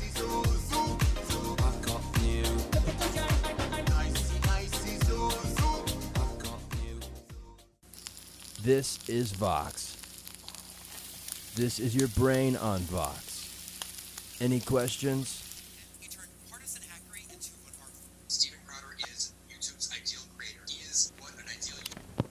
Is this yours? No, Your mother said she found it in your closet. Well, I don't know. Well, It where'd must you get be... it? Look, Dad, it's not And where'd mine. you learn to watch this trash? I... Look, now answer me. Who taught you to do this stuff? I learned it from watching Maul's boyfriend, all right?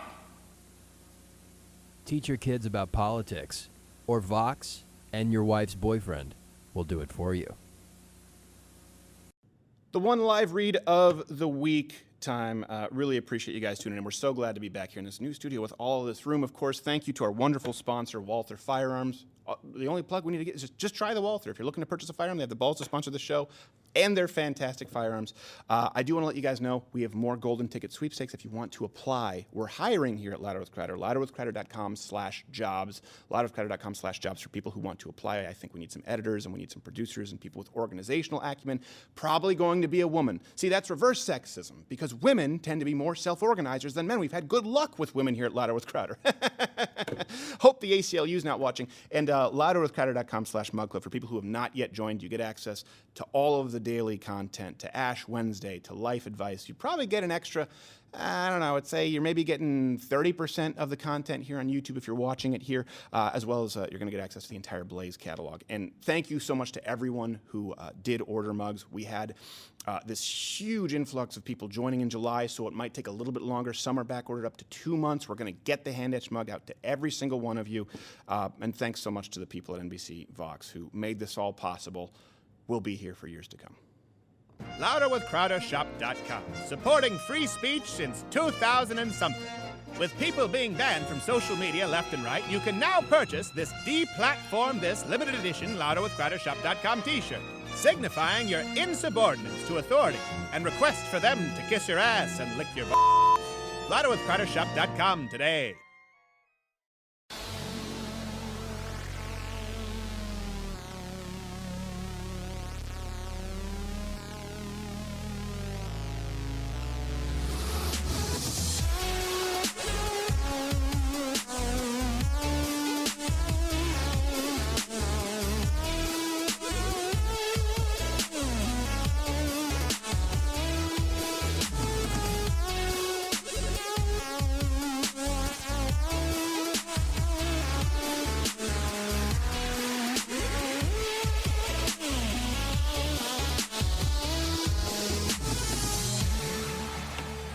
That was a multifaceted drowning dance for people who forgot. I first wanted to scruff up my beard so it looked biophysically accurate when you were in water. You know, it would float around like Jeffrey Rush in that Pirates of the Caribbean playing the piano.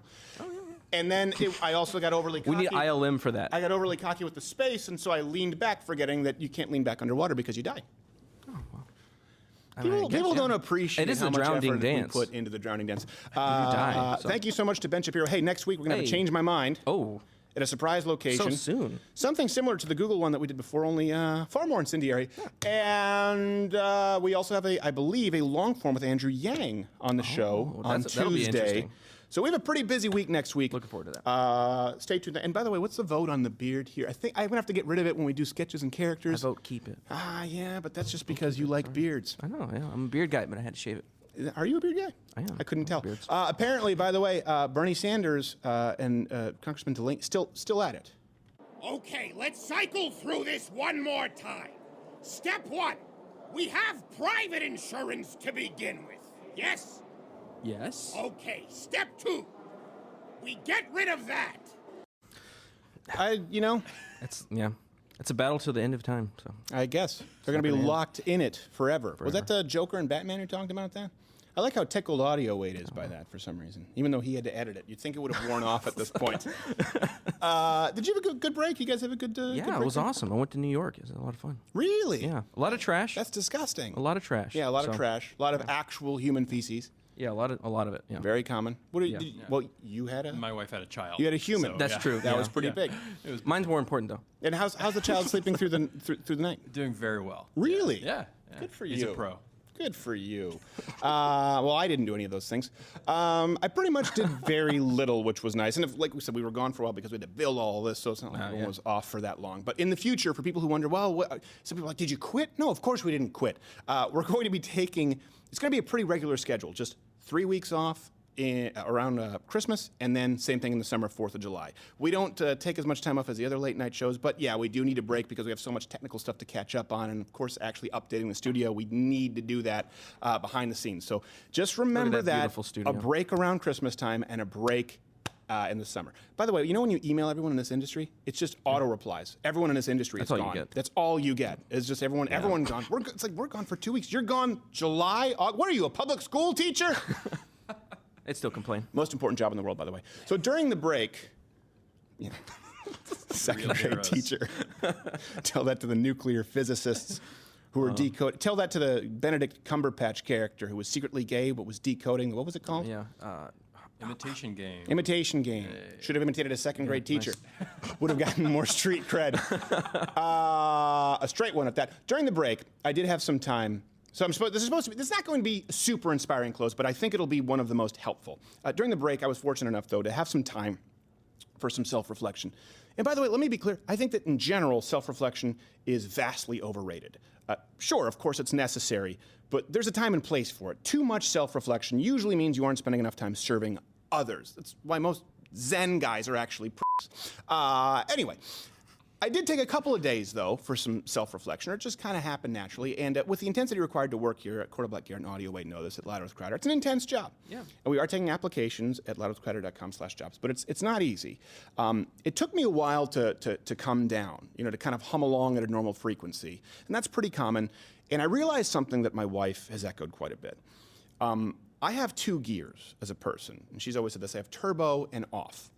And so something I've been working really hard at doing is finding that, kind of finding third gear, to use an analogy. Find something where I can be moving, be productive, but not have to be, burning the candle at both ends or just completely inert. There needs to be that in-between, and it's not a skill that I've entirely mastered yet. And let me say this will sound arrogant, but far from it. I'm an overachiever in the sense that if you ask any of my grade school teachers or high school, they wouldn't have had high hopes. At all. And rightfully so, by the way. I'm not blaming them. They were correct. But I've definitely accomplished more than most of them thought that I could. And this is relative here because I learned something.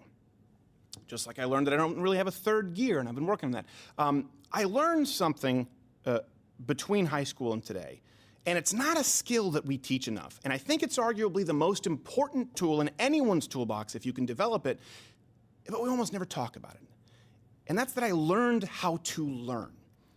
And when you learn how to learn, the world really is your oyster. Possibilities, opportunities, they really are limitless. It's something we say a lot, but I actually mean it here. I don't mean this as a doublespeak, sort of just soundbite, learn to learn. Learning how to learn is a process in and of itself. And that's because it's not necessarily the same for everyone. The execution is, but not necessarily the method. I think the reason we aren't taught this skill a lot is because, really, if you don't learn in the way you're supposed to learn in the public school system, well, then we're told there must be something wrong with you. So there are a lot of brilliant people out there just waiting for their potential to be tapped who aren't able to take that first step because no one's ever taught you how to learn outside of the confines of a basic classroom. And for me, I learned that if I wasn't interested in a given topic, for example, in school, it was nearly impossible to drill it into my thick skull. I would go entire semesters of never cracking a textbook. Bell rings, class in session, bell rings, it's done. And I was daydreaming the entire time, wondering where the class went. I had entire years of school where this happened, where I'd have to make up for it with private tutoring afterwards that I would have to pay for with a lawn mowing job, which was highly illegal and frowned upon, mind you, in Quebec, because they're lazy socialist pricks, like the Zen guys. On the flip side, if I'm interested in a topic, I'm an ultra-fast learner. Okay, so if I'm not interested, not even functionally retarded, just retarded. And if I'm interested, I pick up things pretty quickly. Maybe you're that way. You need to find ways to make what you need to learn interesting. Now, some people learn things conceptually, and some people learn by a step-by-step method. For example, this kind of came up again because we had to build all those furniture. We have this cottage on a lake, which my wife and I are really happy about. It's been a dream of ours for a long time. It's really been a dream since I was a little kid. And we had to build this awful furniture, the IKEA furniture. It's just terrible with the Swedish instructions. And we did, for example, we had like a bench and a chair, just kind of some basic patio furniture.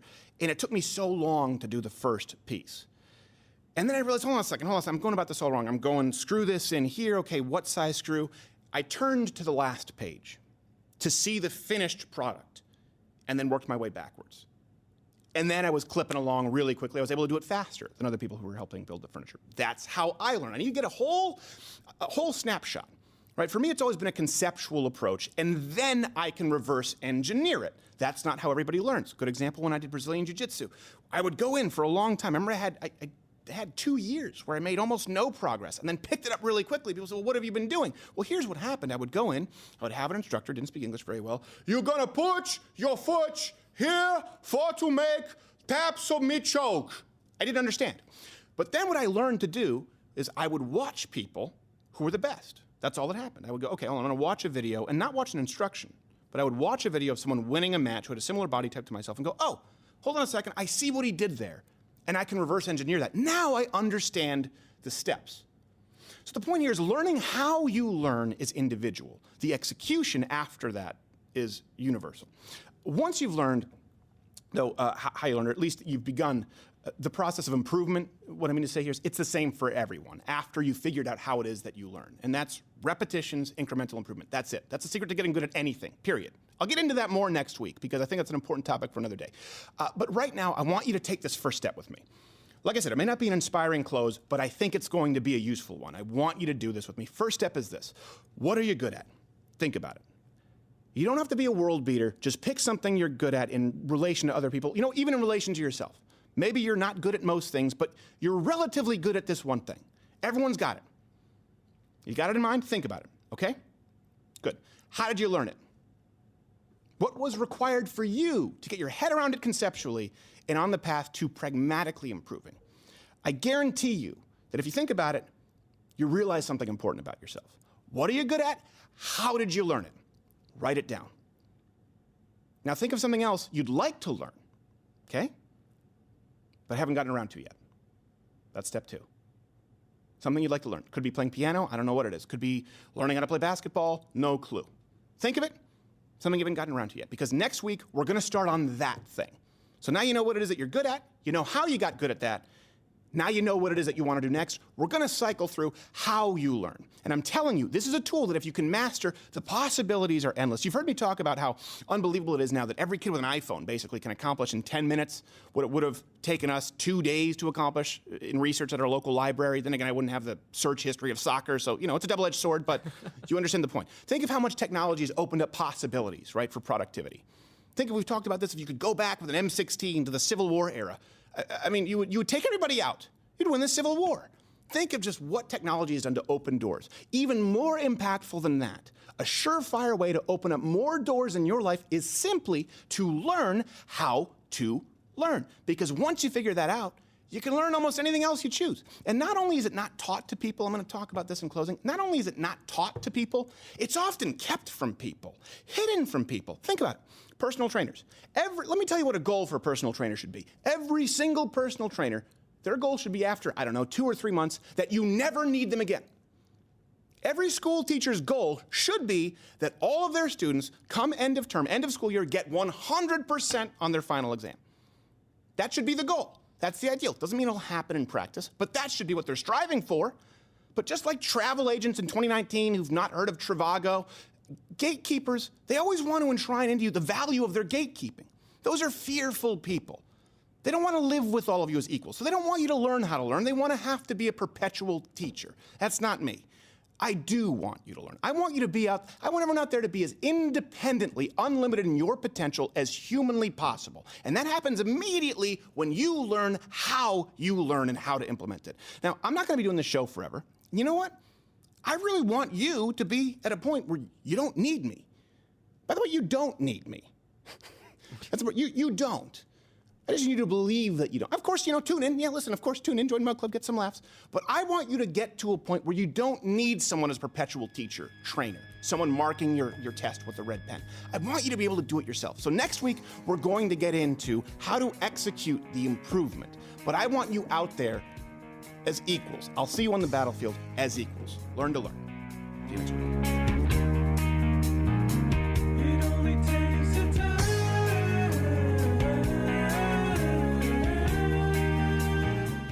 Hey there, it's Pete Mundo. Thanks for checking out the show that we flip into a podcast for you to enjoy on your own time. If you could, do us a favor, leave us a rating, a review, subscribe to the podcast. That helps us out a lot.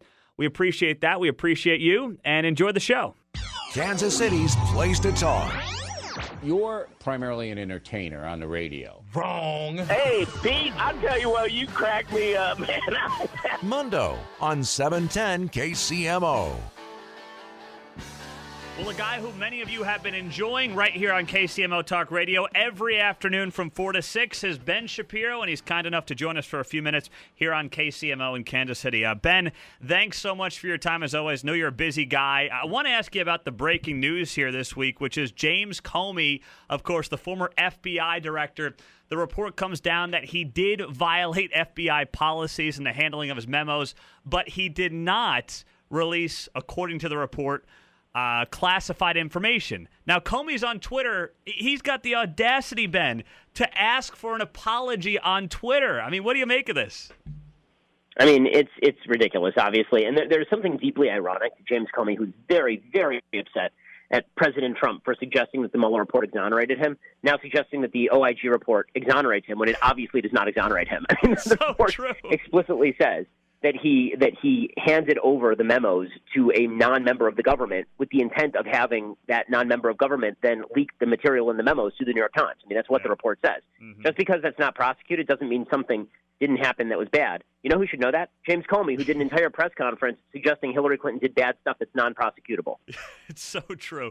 Ben Shapiro is joining us. All right, Ben. So, I mean, is this basically over then? I mean, there are people that obviously want Comey's scalp. A lot of the, obviously, Trump backers here. But is that going to happen, or is this just going to kind of go away? Yeah, I think this will go away now. I think that James Comey was always an awkward hero of the resistance, and now he's going to be relegated to taking selfies of himself in naturalistic settings, which he's been spending most of his time doing on Twitter, actually. But it is. I think it was always very awkward for Comey to be this kind of anti-Trump figure, because after all, James Comey may be the person most responsible for Hillary Clinton not being president. Yeah. So, I mean, it was James Comey who in 2016 undermined Hillary's candidacy by spilling out all the details of the investigation and then changing the law to not prosecute her.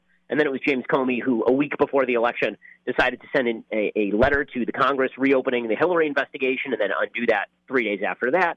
And now it was James Comey playing hero of the resistance after he botched his handling of President Trump and, really in a variety of ways. Now James Comey, I think, fades off into the woodwork after having made his $1 million on his advance for a higher loyalty. There you have it. Ben Shapiro's joining us on KCMO. You hear him every afternoon, 4 to 6, right here on KCMO.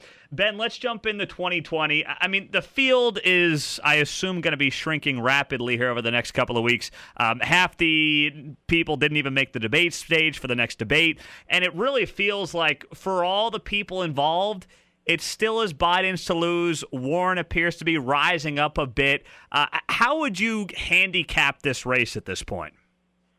I mean, I think that Biden has shown himself to be a little more durable early on than I thought that he would be. I was saying for a long time I thought his best day would be his first day. So far, that's been true, but he's not dropping as rapidly back to the field as I think everybody thought he would. There have been a couple of outlier polls that have him dropping all the way back down, but again, I think those are more outliers than anything else. It's also true that Elizabeth Warren has no pull whatsoever with minorities in the Democratic Party, and that's where Biden's entire base is. So this looks a lot like kind of 2016 Hillary Clinton versus Bernie Sanders. All the passion is with Elizabeth Warren, but the population that you need to win the primaries is with Joe Biden.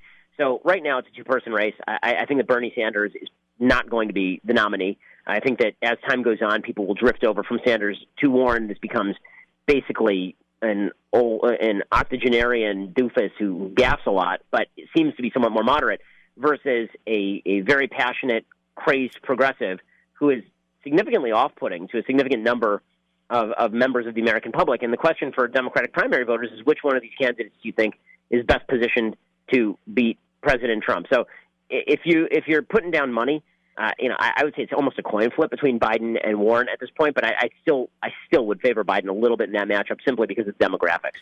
Ben, Kamala Harris is somebody who a year ago a lot of people would have thought had a real shot at this thing. They thought she might be, the female Obama who could coalesce the minorities that you mentioned with kind of the more maybe establishment figures and then also that far left base of the party. What happened to her candidacy? I think her innate terribleness basically came out for everybody. So she is a very rehearsed candidate, and it became obvious that she is so rehearsed and so mechanical that while she may check certain boxes, she doesn't have the capacity to inspire anyone. She's almost a Romney-esque figure inside the Democratic Party. Like she would say whatever she had to say today in order to get where she needed to go.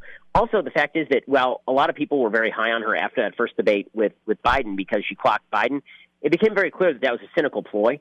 And I think that once it was clear that wasn't a passionate attack by somebody who was attempting to establish racial justice, that it was actually just a cynical move by her to try and take away Biden's black support. I think people really reacted strongly to that, and they said, what, forget this. We're going right back to Biden.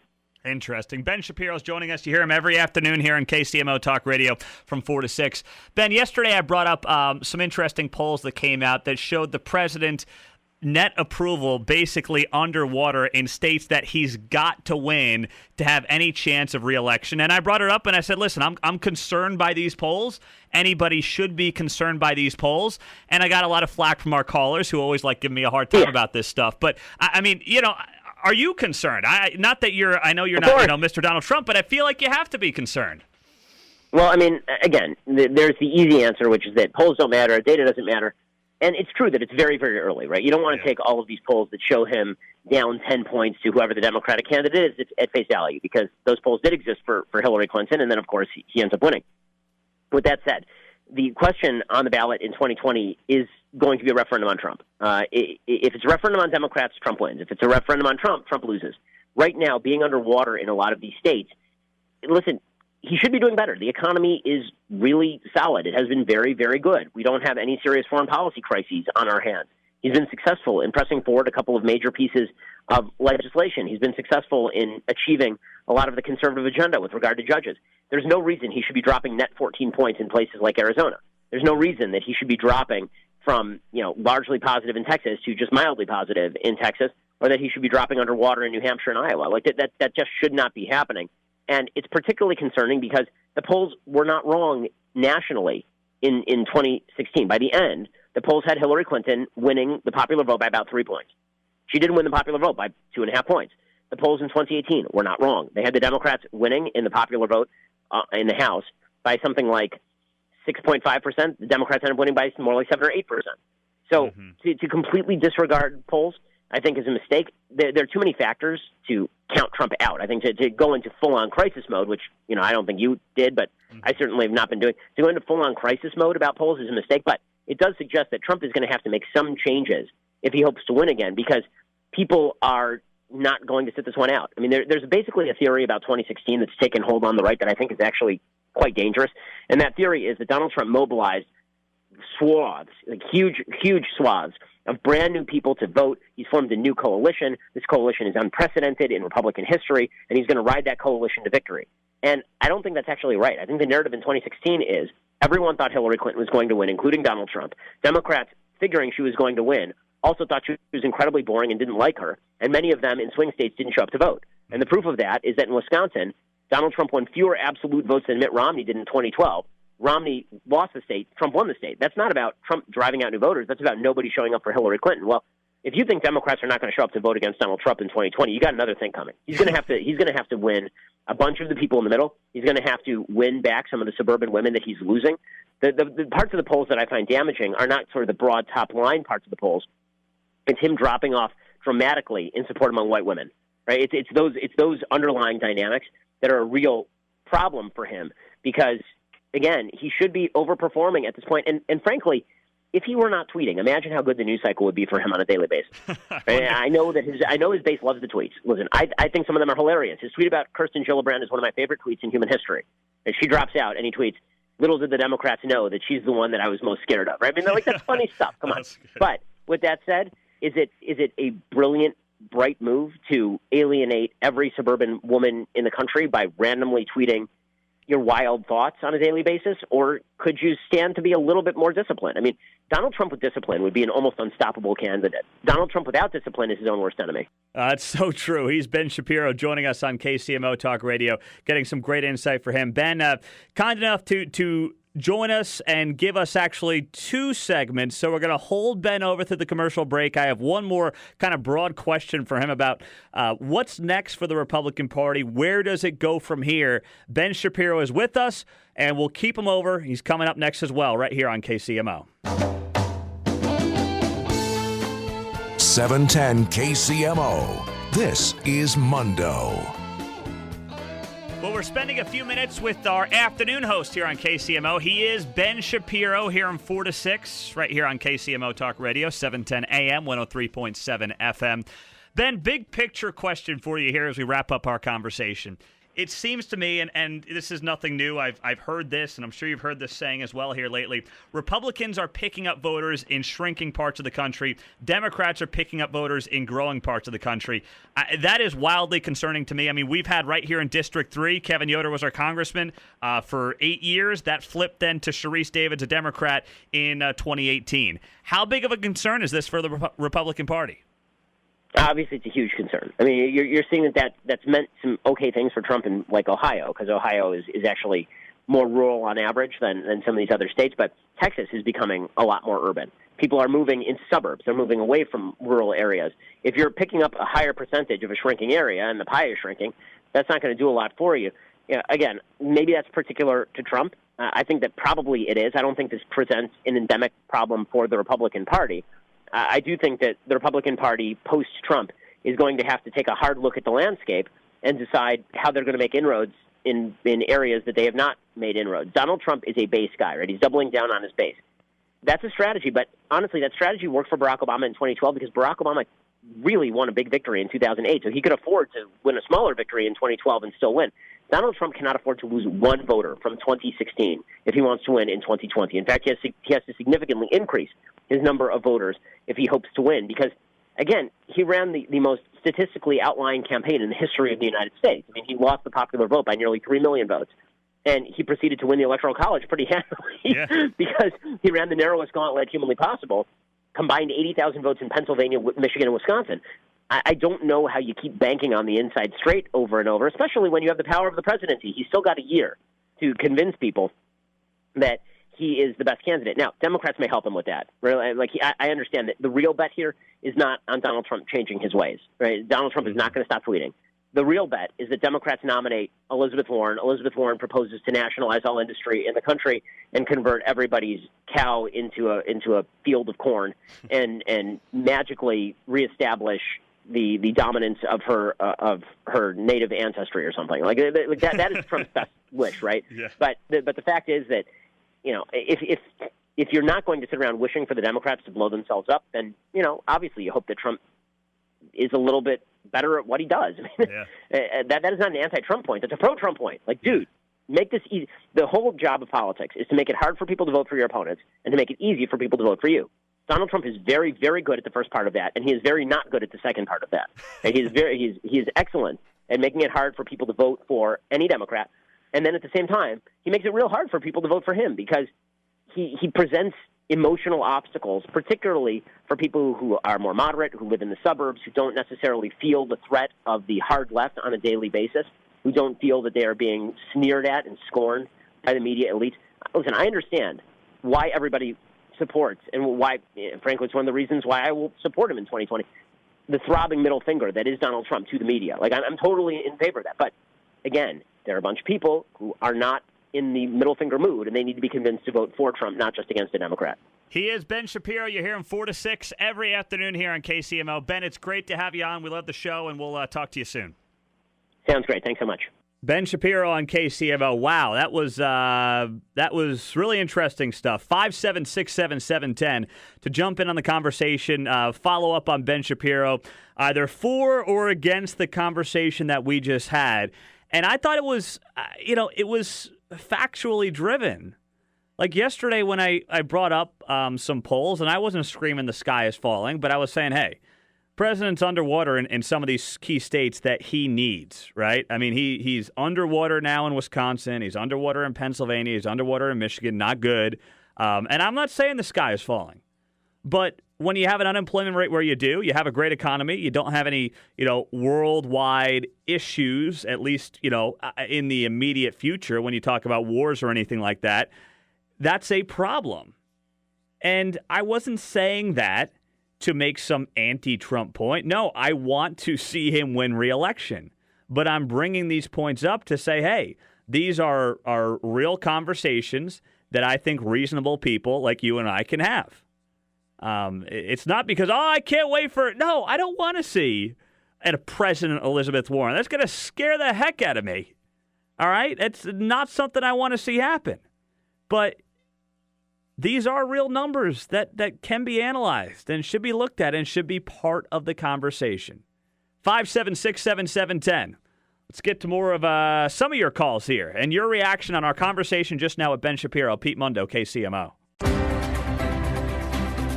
The Untold Story with Martha McCallum. Exclusive interviews with top newsmakers who share their inspiring stories of perseverance, positivity, and more. Now, here's Martha McCallum. Ben Shapiro started UCLA at just 16 years old.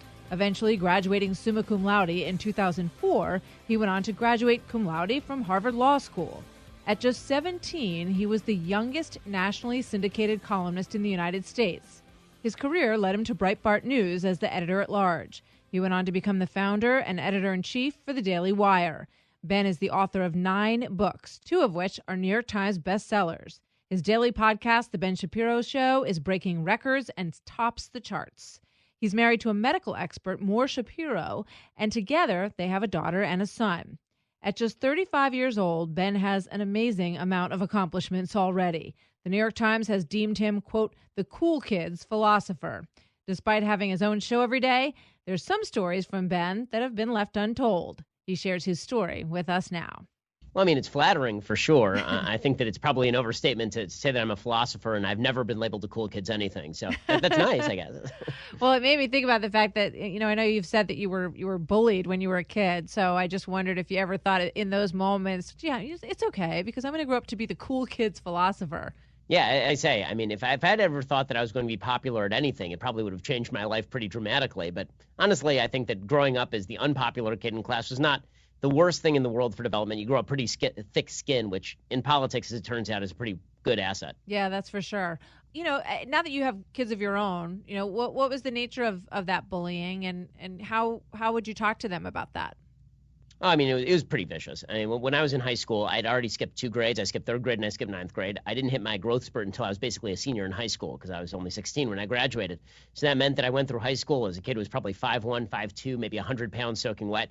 And I was in class with a bunch of kids who are a couple of years older who had been in class with each other for a long time because I went to a private Jewish day school.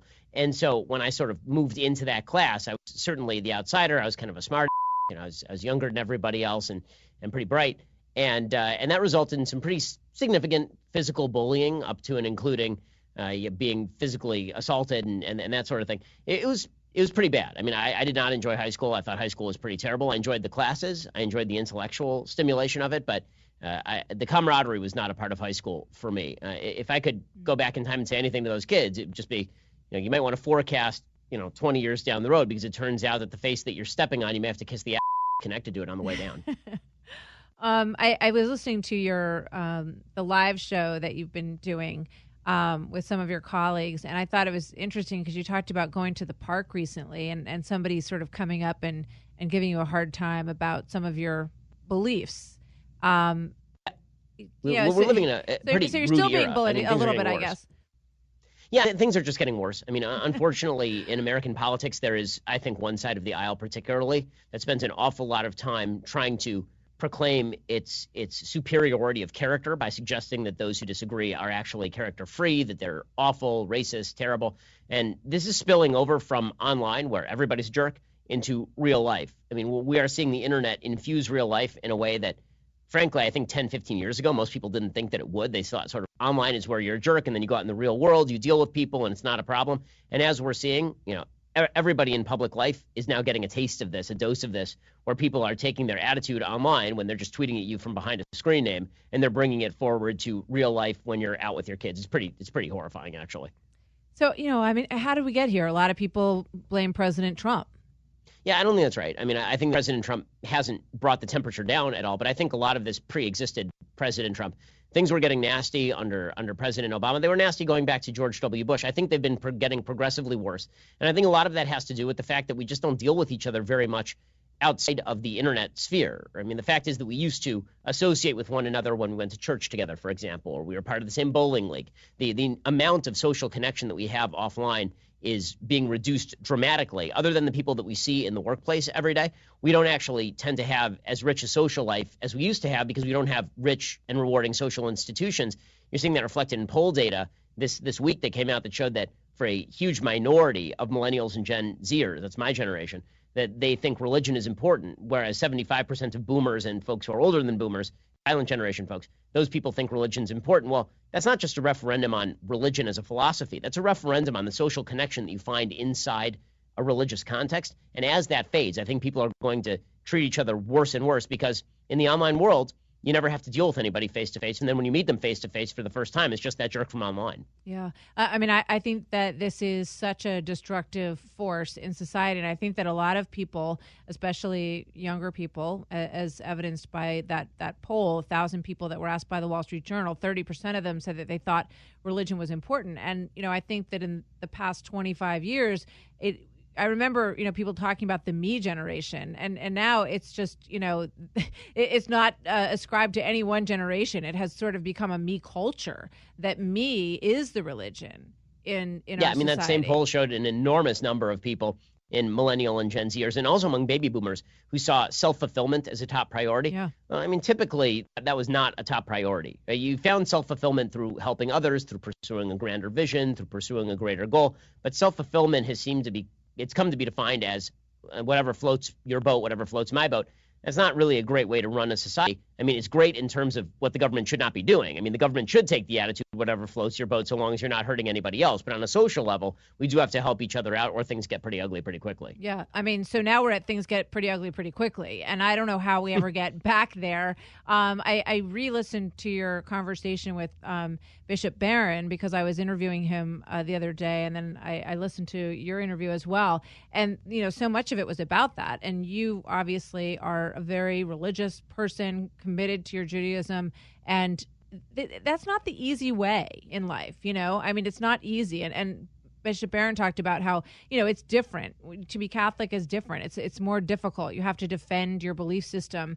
And I think that a lot of people, just sort of don't want to be different. They don't want to be defending their religion. They just, sort of chalk it up to something that used to sort of be helpful to society, but it's just not relevant anymore. What do you think about that?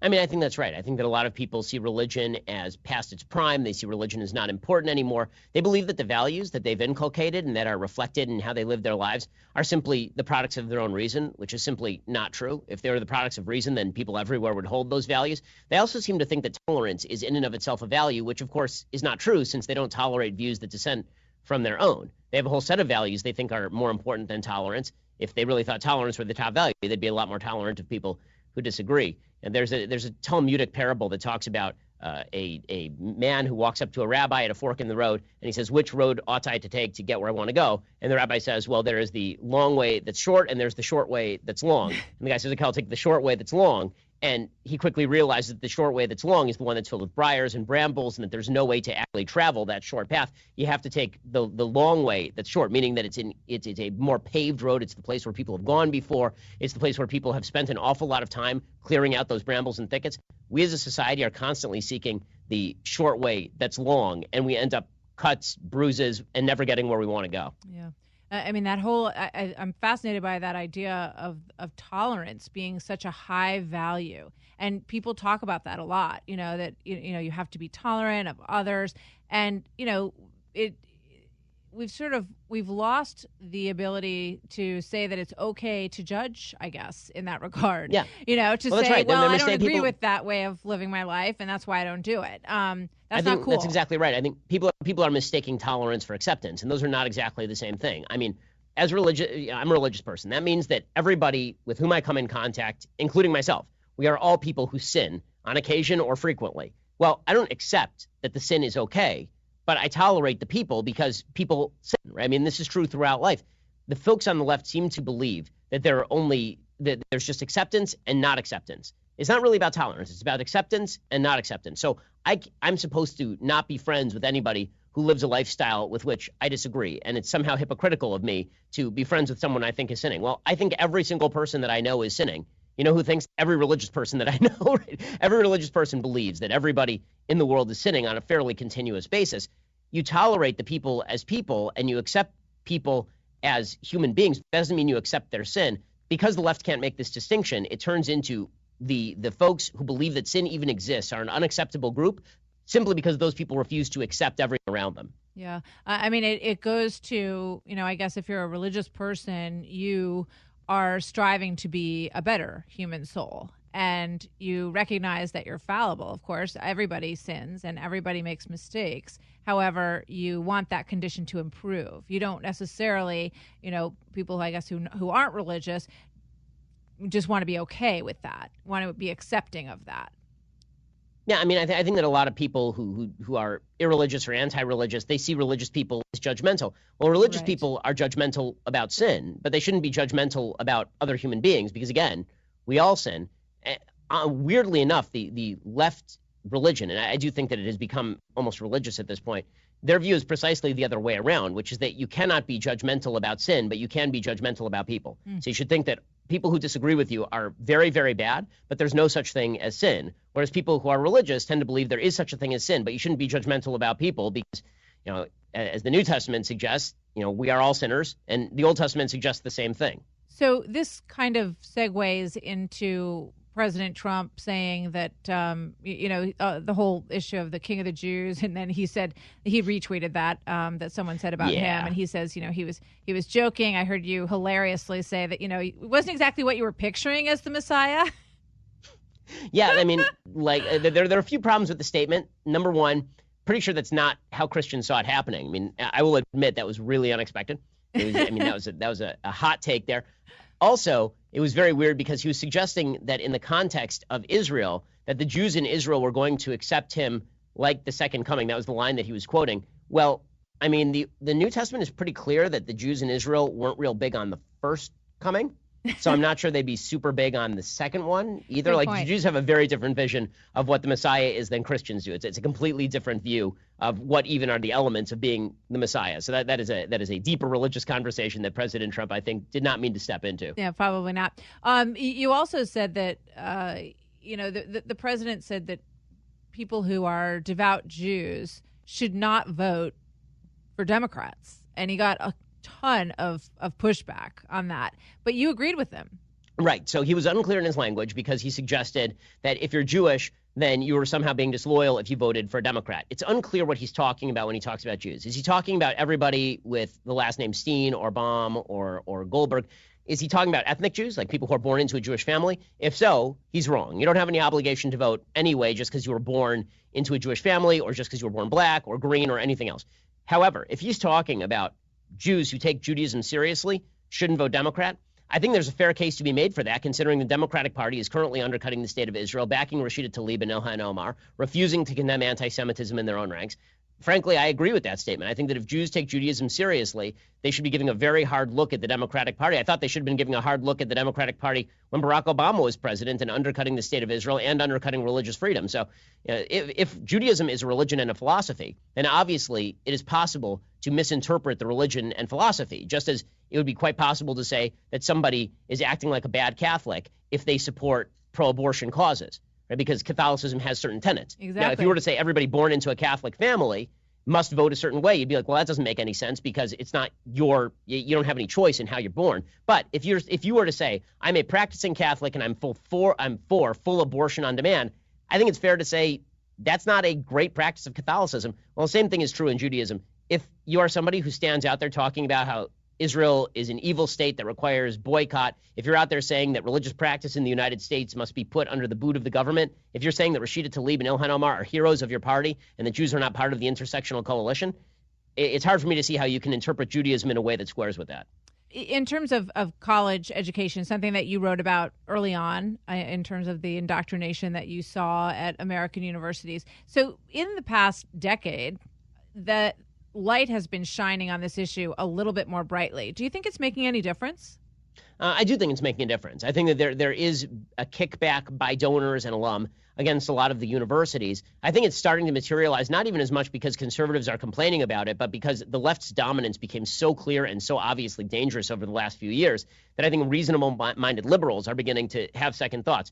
And I always make the distinction in how I speak about people on the left. There's a difference between liberals, people who disagree with me about the role of government, but agree in free speech, agree in with free inquiry and open conversation, and then the hard left, which believes that everybody who does not agree with them must be shut up and shut down. That is a distinction that I think is breaking out into the open right now on college campuses.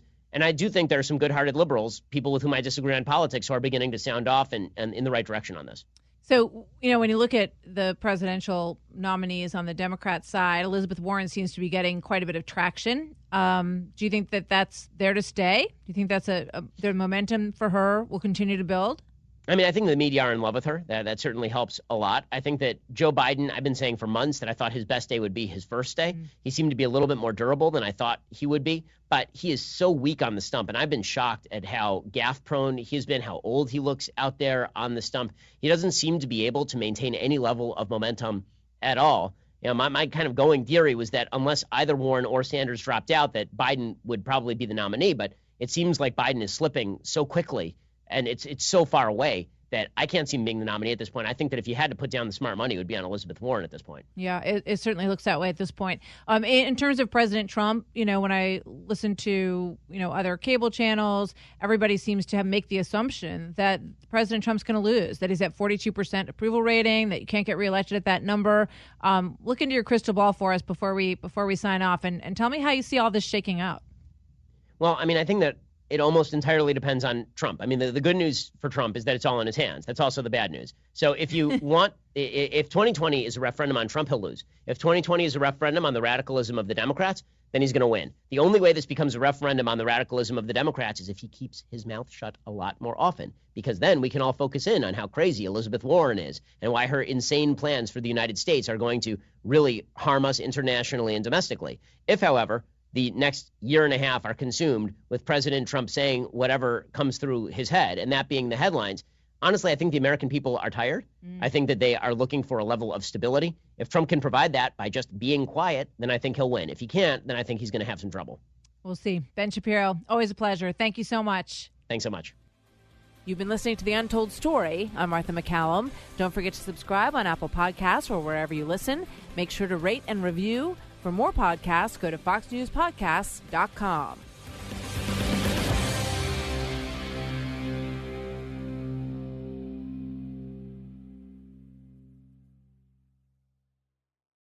Thank you for listening to this Podcast One production. Available on Apple Podcasts and Podcast One.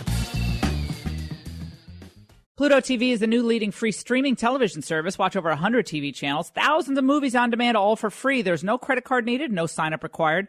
Pluto TV is the easy and completely legal way to watch your favorite TV shows and hit movies. So what are you waiting for? Never pay for TV again. Pluto TV is free on all your favorite devices. Download Pluto TV today. Your life, your country. You're listening to the Laura Ingraham Podcast. Welcome to the Best of the Laura Ingraham Podcast. Thanks for listening. There's so many memorable guests and unforgettable moments from both radio over the years and this podcast. And I thought it'd be a great time during this vacation period to put some of this together so you have it at your fingertips. Conversations with my most incredibly scintillating guests, all unforgettable. Enjoy it here on the Laura Ingraham Podcast. Well, I was chosen. It's 18 of us to do the computer coding program. It's just an opportunity to learn coding, to learn web design, to Oh my God, it's amazing. This is bigger than I actually even thought it was. This is a lot. This is giving me an opportunity to be painted in such a different light. I don't have to worry about whether they're going to see me as a felon. My work can speak for itself. The ability to fix or be the answer to their problem will actually be my ticket. And I don't have to worry about being a felon. That doesn't have to be the first thing on the list. Taquana Culver and Mabel Bassett. You're going to hear from them. They're inmates in Oklahoma who have been given an opportunity to better themselves, learn a really important skill, which is computer coding, to have an ability when they leave prison not to fall back into the recidivist behavior that, frankly, has plagued the former inmate population, and it's been a nightmare, especially for juveniles. And it's a revolving door back into prison. That has to be broken to the extent that we can. We have way too many people in prison in the United States, and I think President Trump has the right idea that if it's sensible, if it's pragmatic, if it works, we should be supporting people who can re-enter our working population and be productive members of society, and maybe even teach people something about the consequences of wrong decisions and criminal decisions and how much it hurts one's life, hurts others, of course, and sets you back until you have someone like Chris Redlitz, who is the founder of The Last Mile. It's a program that teaches inmates how to become entrepreneurs. He's also the managing partner of Transmedia Capital. He's wildly successful. But I heard about this from my dear, one of my closest friends ever, Lee Habib, who actually started my radio show with me almost 20 years ago. And Lee has done great pieces both online, on radio, and for Newsweek on just wonderfully inspiring Americans.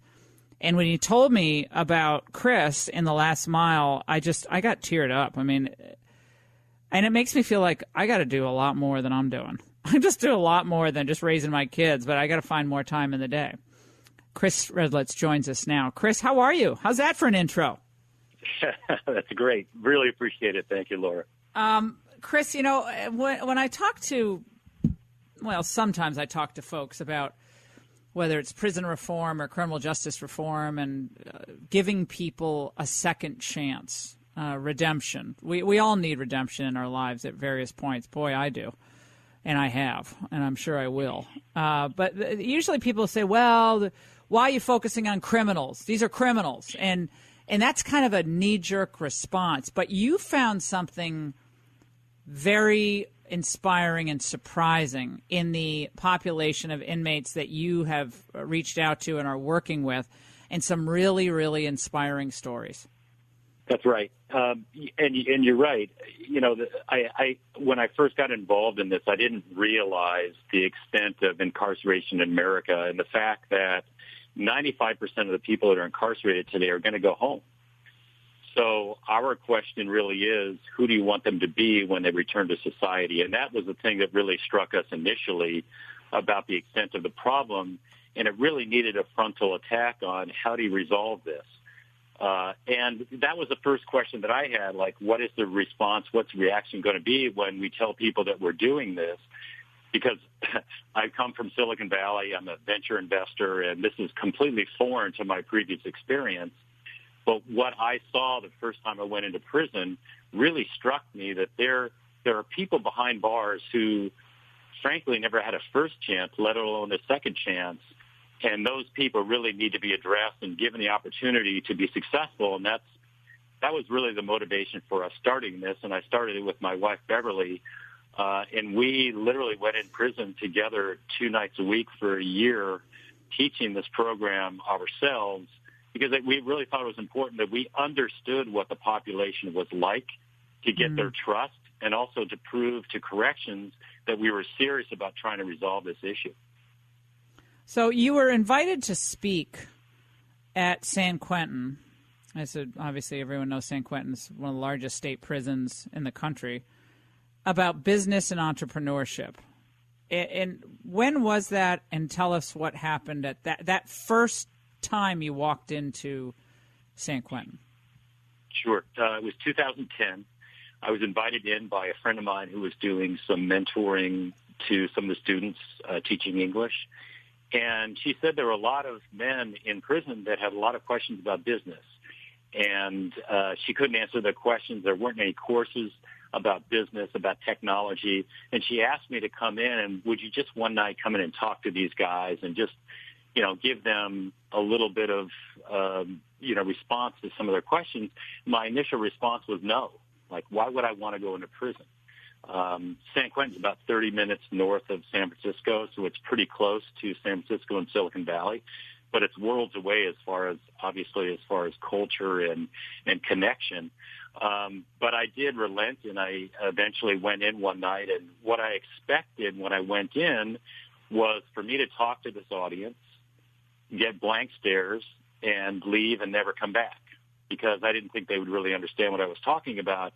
What happened was that this 30-minute time slot turned into an evening discussion, and there were so many questions. Guys were handing me business plans, and I saw what I see in young entrepreneurs that I invest in. It's almost like that really look of determination and hope and desire and really a willingness to do whatever it took to create a better life after they served their time. So I related really my investment to what I saw in that room, and it really struck me, and that was really transformational for me. That was really the start of the program that evening.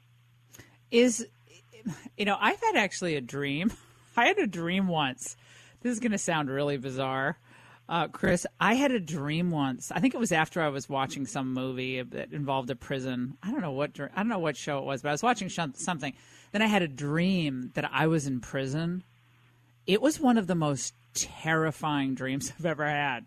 And I thought, do I have a guilty conscience about something? I don't think so, but I don't know. I mean, but it was terrifying. And I woke up thinking, just our ability to kind of walk around and make choices and be able to get in a car and do the things that we can do in our country because we were raised a certain way, or we didn't fall into bad choices, or we didn't grow up in the wrong neighborhood. And sometimes it's easy to lose track of that. And I think taking yourself out of your comfort zone and going into a place that has that type of, primal challenge of you're not in control, then suddenly you're going to be released and you have to be in control. That's a wild dynamic in that you willingly inserted yourself into. I think a lot of people, and maybe even myself included, would be afraid almost of doing that, which sounds kind of wimpy, I guess. But I think most people would be like, I'm afraid. But they're people. They're people who made bad. But you're not in with like the mass murderers, right? You're in with people who, can turn it around. Well, I mean, people for violent crime, sure. I mean, they're in San Quentin, and most of the prisons we're in, majority of them are in for either drugs or some sort of violent crime. So, yeah, we're talking about people who have done something pretty significant to get there. And San Quentin's a place where it sounds interesting, but it's the place where almost everyone in California wants to be transferred to, because it has the most programs available for inmates. And when you enter prison for a violent crime, you may go in a level 4 prison. You have to earn your way down to level 2, which makes you eligible to go to San Quentin. So guys have spent years and years and years being good citizens and trying to get to San Quentin. So when they get there, it's really a place that they can leverage the programs there, because San Quentin has more programs for inmates than any prison in the country. Wow. So when you get there, you do get people who are really willing and receptive to what you're offering. One thing we do require, though, is we have a zero tolerance program. And when I presented this, there was some question of whether it would work or not. But you have to, as an inmate, you have to be incident-free for 2 years prior to applying. And if you have an incident while you're in the program, you're immediately eliminated from the program, right? And that's been hugely impactful. It's had the accountability that not only when they're in prison, when they get out, that's a huge part of why our recidivism rate is where it is today, which is 0. But you're not working, and forgive me if this is a stupid question, but I tend to ask questions that just pop into my mind sometimes. But when you work with people, do you ever work with people who will never get out? And they just want to do something in their free time in prison, and I don't even know if they're allowed to do anything business-wise. Probably not, right? So, or is it always people who have an opportunity to be released? Well, there are determinate sentences, so you have a sense of when you're going to get out, and then there are lifers, and lifers have to serve a minimum amount of time, and then they go in front of the prison board for a suitability hearing. So we take a percentage of our students are lifers. Okay. They're not guaranteed they're going to get out, but there's a good opportunity for them to be released. In California, for example, over the last several years, there's been a mandate to reduce prison population, and many of those have been lifers who have been found suitable. So it's not all the population guaranteed they're going to get out, but the majority of them are. So we really want people who have either 3 years to gate or at least 24 months to a suitability hearing before they get in the program. And we're talking, and I'm so happy. I've been dying to talk to you. Chris Redlitz, who's the founder of the Last Mile program, which teaches inmates entrepreneurial skills and the response. And it's nothing like hearing from one of the inmates themselves.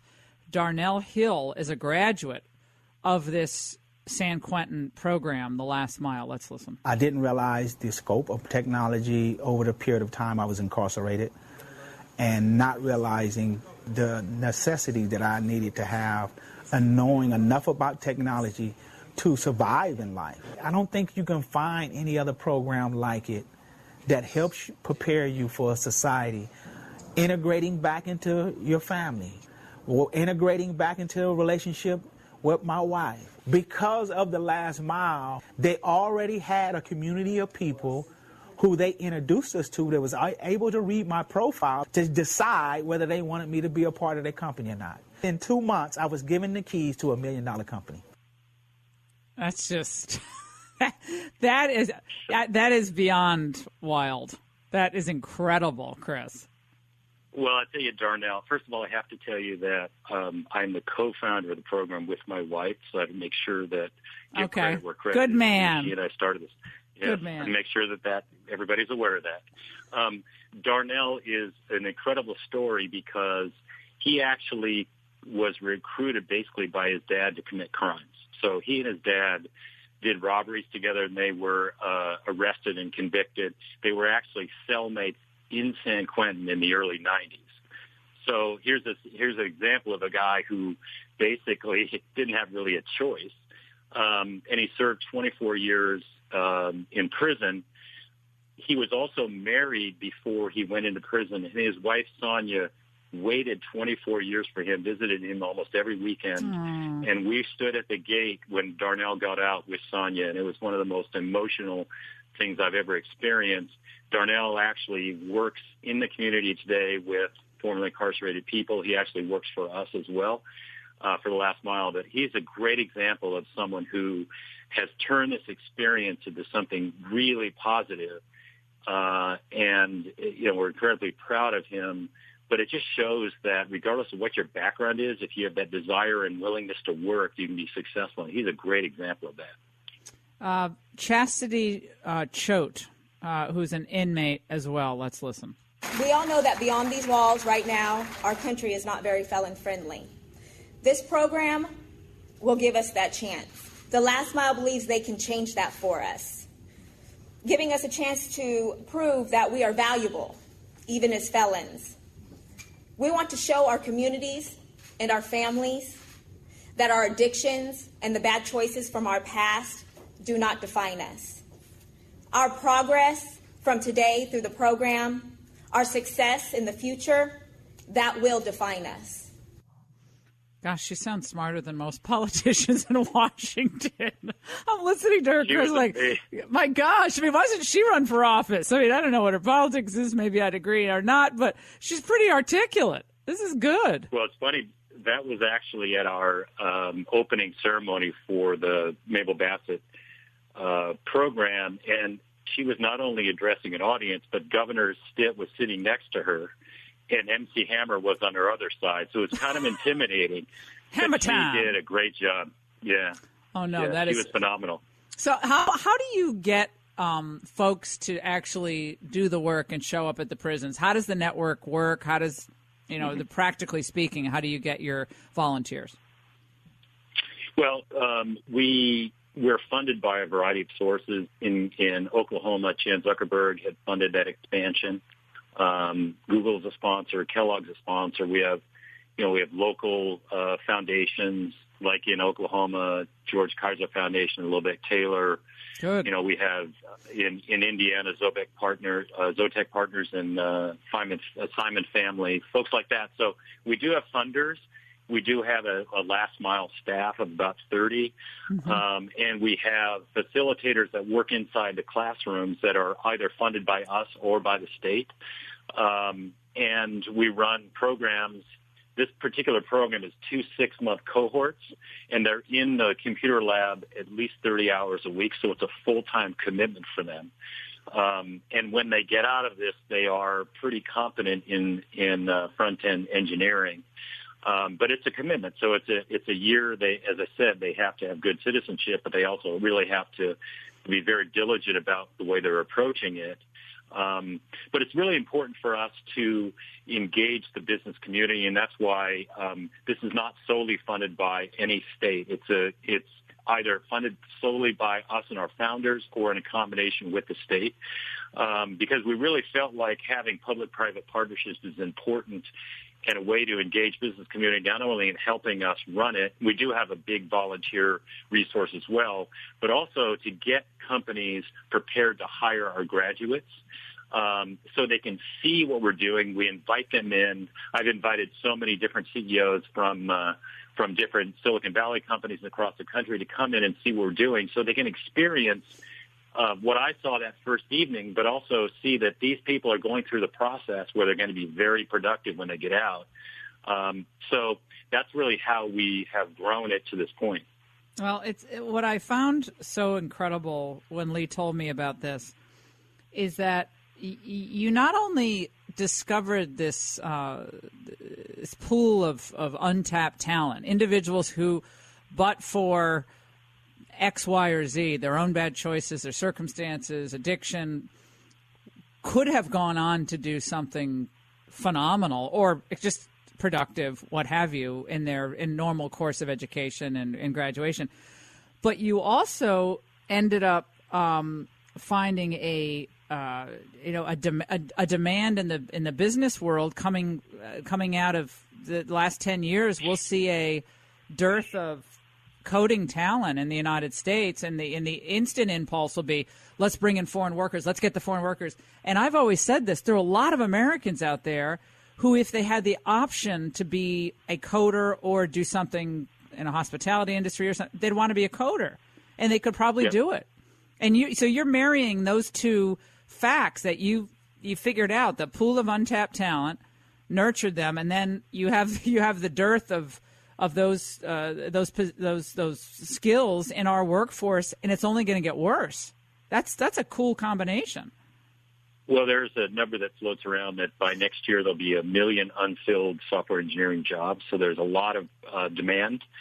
And we've also shown that you don't need formal education. I mean, we have people that have zero formal education. They basically, gotten their GED, and they've gone through this process and be able to be very productive people, in technology. So it takes some of those preconceptions that people had, not only from incarcerated, but just saying you need some sort of education to do this. If you have desire and willing to put the effort forward, you can be successful.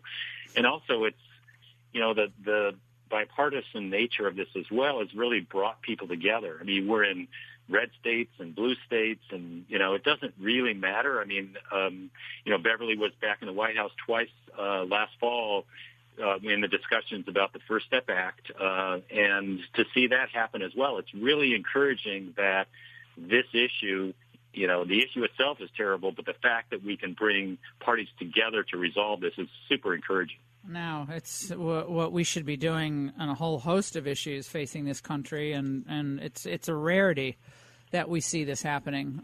Bipartisan, people who aren't even involved in politics, they see how just incredibly inspiring this is. It can't be all roses and sunshine, though. Obviously, in this, there must be a lot of heartbreaks along the way. Individuals who you thought would have great promise, who ended up falling back into problematic behavior. Tell us about some of those challenges, if you would. Yeah, I mean, it's, as I said, it's really rigorous. So most of that happens inside. Fortunately, we've had no one from the program recidivate at this point. That's amazing. But, I think part of that is because of the rigorous nature of it before they get out.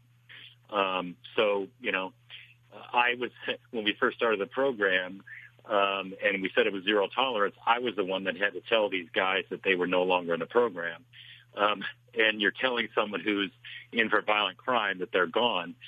That was a little daunting for me when I first had to do that. But, once you set those parameters and people see you're serious, then it makes it easier the second and the third time. But, yeah, it was pretty daunting. I mean, regardless, you're going into prison. So it's one of those things where you have to have a confidence and comfort level that you're going to be okay. And here I am being my wife in prison too initially. So, fortunately we've never had an incident. And now we have the respect and response of those in the community that really, really support us. But yeah, it's pretty daunting initially. Yeah. Well, I went to a prison once to visit someone, and it was in Coleman, medium security in Florida, and it's just a real experience going in and everything you have to go through to get into the prison. And if you have an underwire bra and you're visiting a prison, you're out of luck. Okay, you gotta bring a different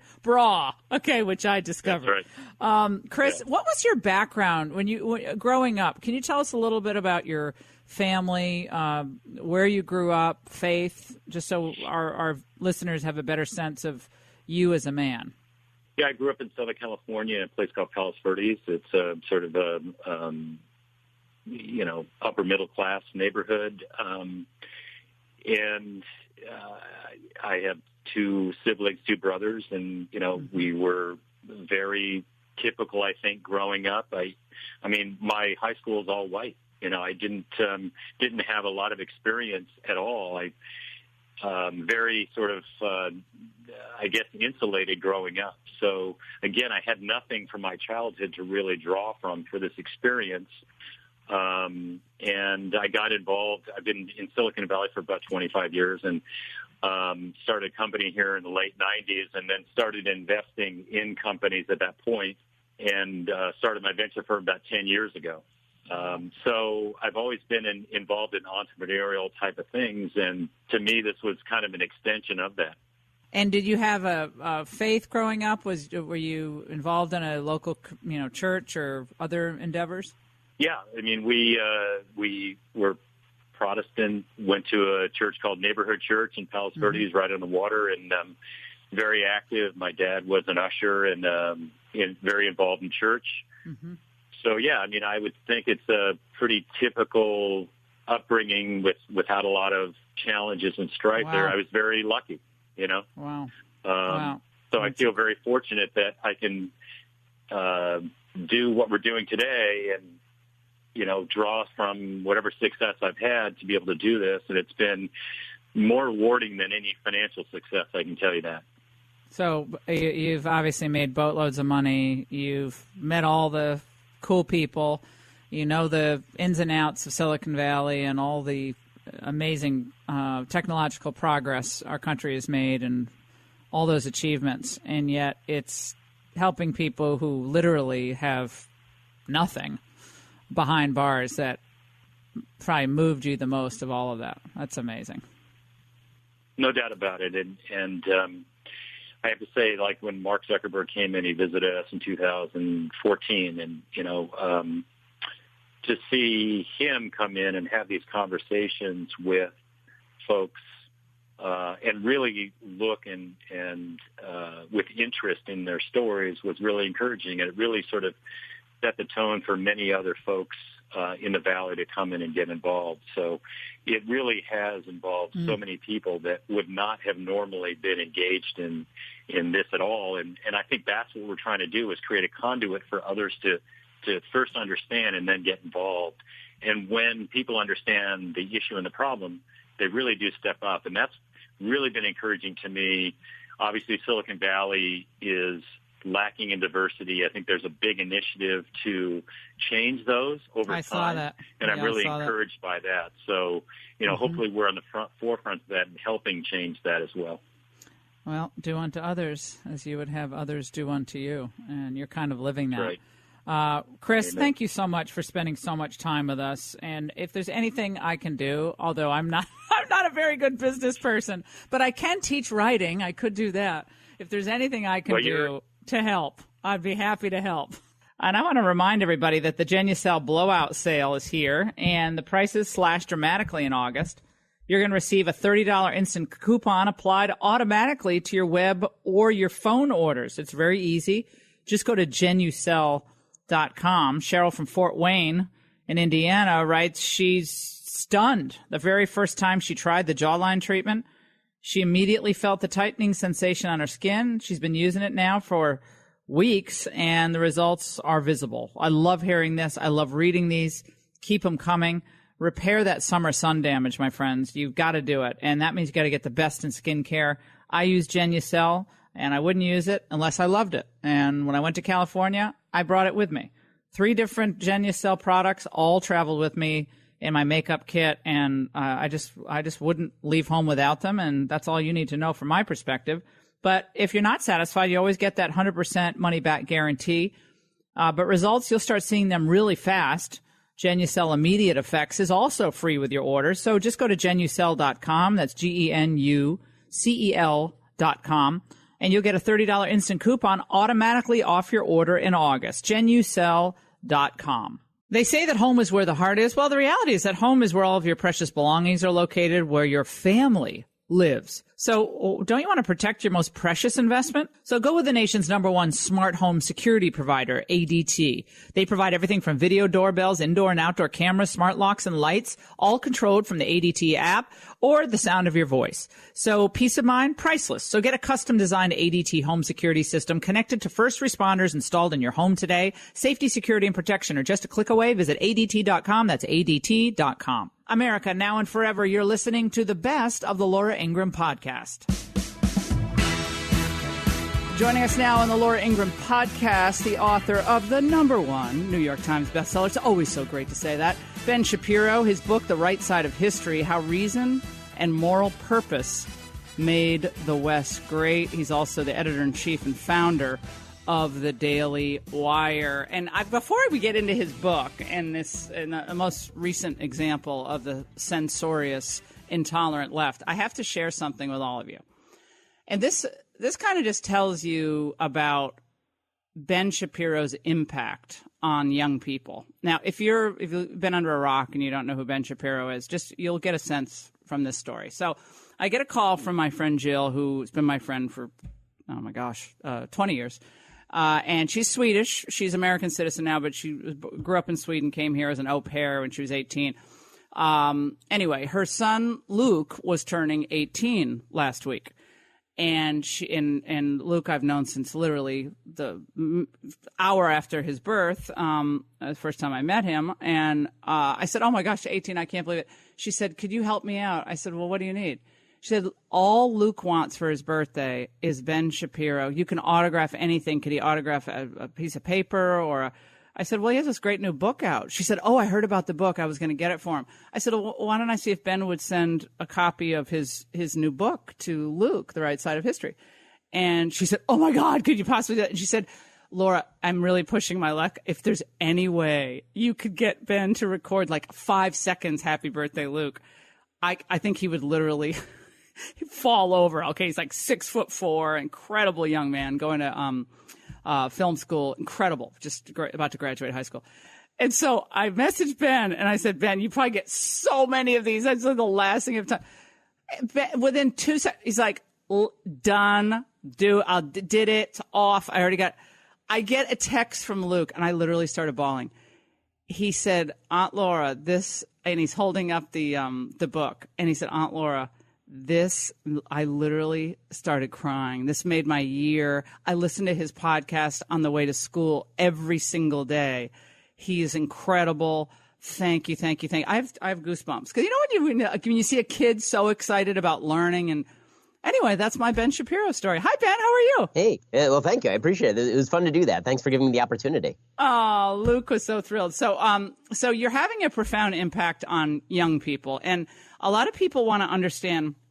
Now, why is that? Ben Shapiro is kind of a straight arrow, right to the camera, no nonsense, tells it like it is. So kids have all these distractions. They have the phone, the internet. They have everything around them. They have all these influences from Hollywood and the entertainment industry and political leftists. So why do you think you're cutting through? Why is it working?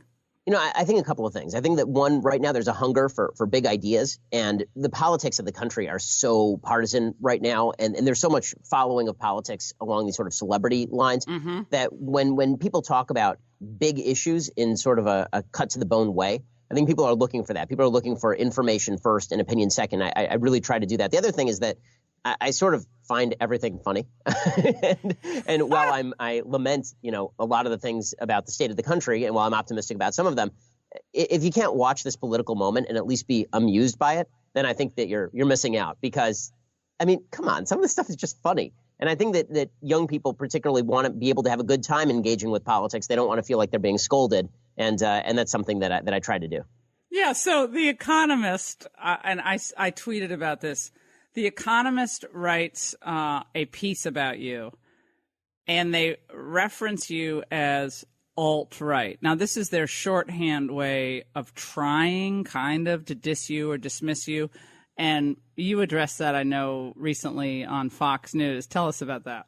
Yeah, I mean, this is fully insane, and it demonstrates that for a lot of folks in the media, even ones that are sort of considered center in Europe, they don't know anything about the actual conservative right in the United States. And so when they think right, they think the European far right, or they think the alt-right, and they think those are the same thing. So the fact that I'm a popular conservative means that I'm alt-right. Now, this is absolutely nonsensical. I've spent legitimately the last 5 years of my life battling the alt-right in the pages of every place I can find to write about them. I was their number one target online in 2016, according to the Anti-Defamation League. I think they're the worst people with the worst views, and yet the Economist labeled me that way. And I think the reason they did that is because they saw popular conservative. That means alt-right. It's a way of morally castigating anybody who is on the right, and then suggesting that they are unfit for conversation, which is absurd, especially because if you actually read the interview that I did with The Economist, this headline was on an interview. The interview was fine. The interview was perfectly normal. No, the interview was just kind of, I mean, it was steak and potatoes. I mean, it was classic kind of conservative Ben Shapiro stuff. But again, it's the inability to think deeply or think in any type of sober, mature way about these issues that are obviously big issues in the country. And one issue that, I've been addressing for now 22 years is this issue of immigration. And you're seeing today, for instance, these new numbers coming out. They're the highest in a decade of individuals crossing the border, being apprehended, now having to be released because they're overwhelming authorities. Total breakdown of the border, total crisis. And yet the common refrain from the left is, it's a Trump-created crisis, and you don't like brown people. And then the debate ends. Then it's over. Yep. The attempt to shut down all honest conversation about issues like this, and even looking at kind of the various facets of it, is something the left will not tolerate. They have a simple narrative, and the narrative is that you are morally unfit. And because you are morally unfit, we're not going to listen to anything you have to say. And they're cramming more and more people into the box morally unfit, and then they're trying to launch boycotts against all of those people, as you've experienced, I've experienced it, Tucker's experienced it. Basically, if you're prominent enough on the right, the left attempts to destroy you on a personal level without actually referencing the comments that you're making or trying to see them in the best possible light, which is a violation of sort of basic breach of moral rules, is that you have to try and see what people are saying before you take them out of context and try and destroy them. Unfortunately, the left has fallen prey to what is a simple, easy trick for ruining people's careers and lives. And it's really disgusting because, as you mentioned, there are a lot of facets to the immigration issue. I mean, you can talk about the breakdown of law and order in places like Honduras and El Salvador and Guatemala. You can talk about the fact that the Mexican government hasn't done a lot to stop people from coming up. You can talk about the fact that we are tremendously underfunded. Even if you are in favor of all of these people simply being processed, we're tremendously underfunded in terms of the beds, and Democrats just defunded those beds. Or you can just suggest that everybody who is trying to get a handle on the immigration problem in a different way than you actually just hates brown people, and that's really the secret rationale. Once you get to attributing secret rationales to people, you've entered the realm of non-conversation, and that's a bad place to be. Yeah, and I think what we're seeing on another level, whether it's through these attempts to silence people who come to campus or make it so onerous to appear on campus that people just say, forget it, it's not worth it. It's not worth it for me to go. Jerry Seinfeld won't even perform on college campuses because everyone's lost their sense of humor. They're afraid to laugh, or he'll be shunned, and then you go and you manage to deliver speeches, but there's always some big drama around it, or there's a security costs, and so they want to make it so difficult and so uncomfortable for conservatives to even have a conversation that a lot of them just give up. Regular people just give up. They're like, look, I'm going to go do something else. I don't need this. And then you lose the culture because there's no one there to defend the culture. Yeah, that's right. And it's definitely an ugly thing. And I think that it is an outgrowth of a generalized attempt to substitute feelings for any sort of rational conversation.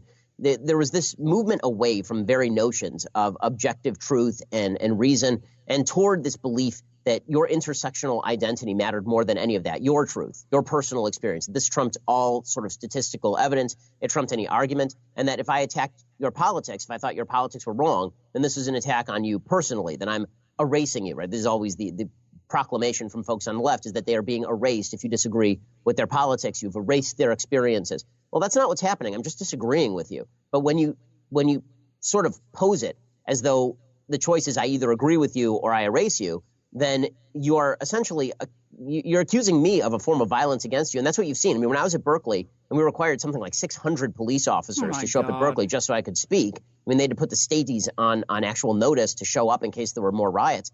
And people were chanting outside, and what they were chanting was speech is violence.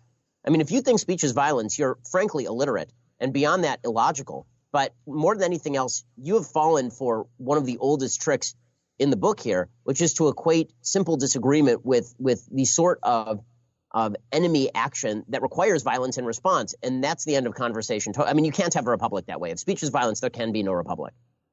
Yeah, do you think we have meaningful free speech in the United States today? It's a kind of a big question, but we have it guaranteed in our Bill of Rights. But do we really have free speech rights? I mean, I think that we do, but it's certainly under assault. Meaning that I think that what we've lost is a free speech mentality. So we have, as you mentioned, legal protections. Obviously, you're a lawyer, I'm a lawyer. I mean, that's true, but it is also true that the mentality of free speech that says you can disagree with me and I'm not going to try and destroy your life, destroy your business, destroy everything, your family, like destroy all those things, that has gone away. And it's going away quickly. And it's really incredibly dangerous. I mean, Alexis de Tocqueville talks about this very early on. He's writing in the 1840s, 1830s. And he says in Democracy in America that in the United States, and he feared this then, that social approbation and social censure was just as powerful and in many cases more powerful than government censure. In cases of basic disagreement, we can excise you from society. We can make it so that you can't have friends. We can make it so that you can't get a job based simply on your viewpoint. I think there are very few cases in which that sort of thing is called for. It's certainly not called for when it doesn't impact how you do business. So I've said before, that one of the beautiful things about the free market is that it allows people to make decisions about where they want to patronize businesses. And that's fine. I mean, that's good and that's great. That's one of the great things about free markets. If a business is doing something of which you don't approve, you have every ability not to patronize that business. People don't like your show. They don't have to listen. They don't like my show. They don't have to listen. But what we've gotten now is beyond that, which is if I don't like something that is said on your show, I'm now going to go after advertisers who are on your show or advertisers who are on my show, which is more of an attack on the general principle of free speech than anything else, because you're not attacking my viewpoint anymore. You're attacking people who are simply trying to reach my audience in the same way that they advertise on left-wing shows.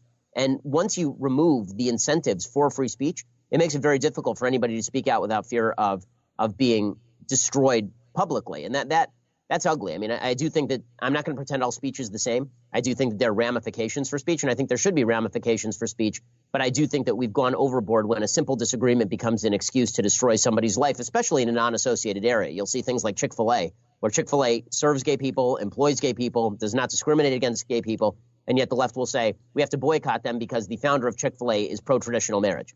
I mean, what the hell? That has nothing to do with the business.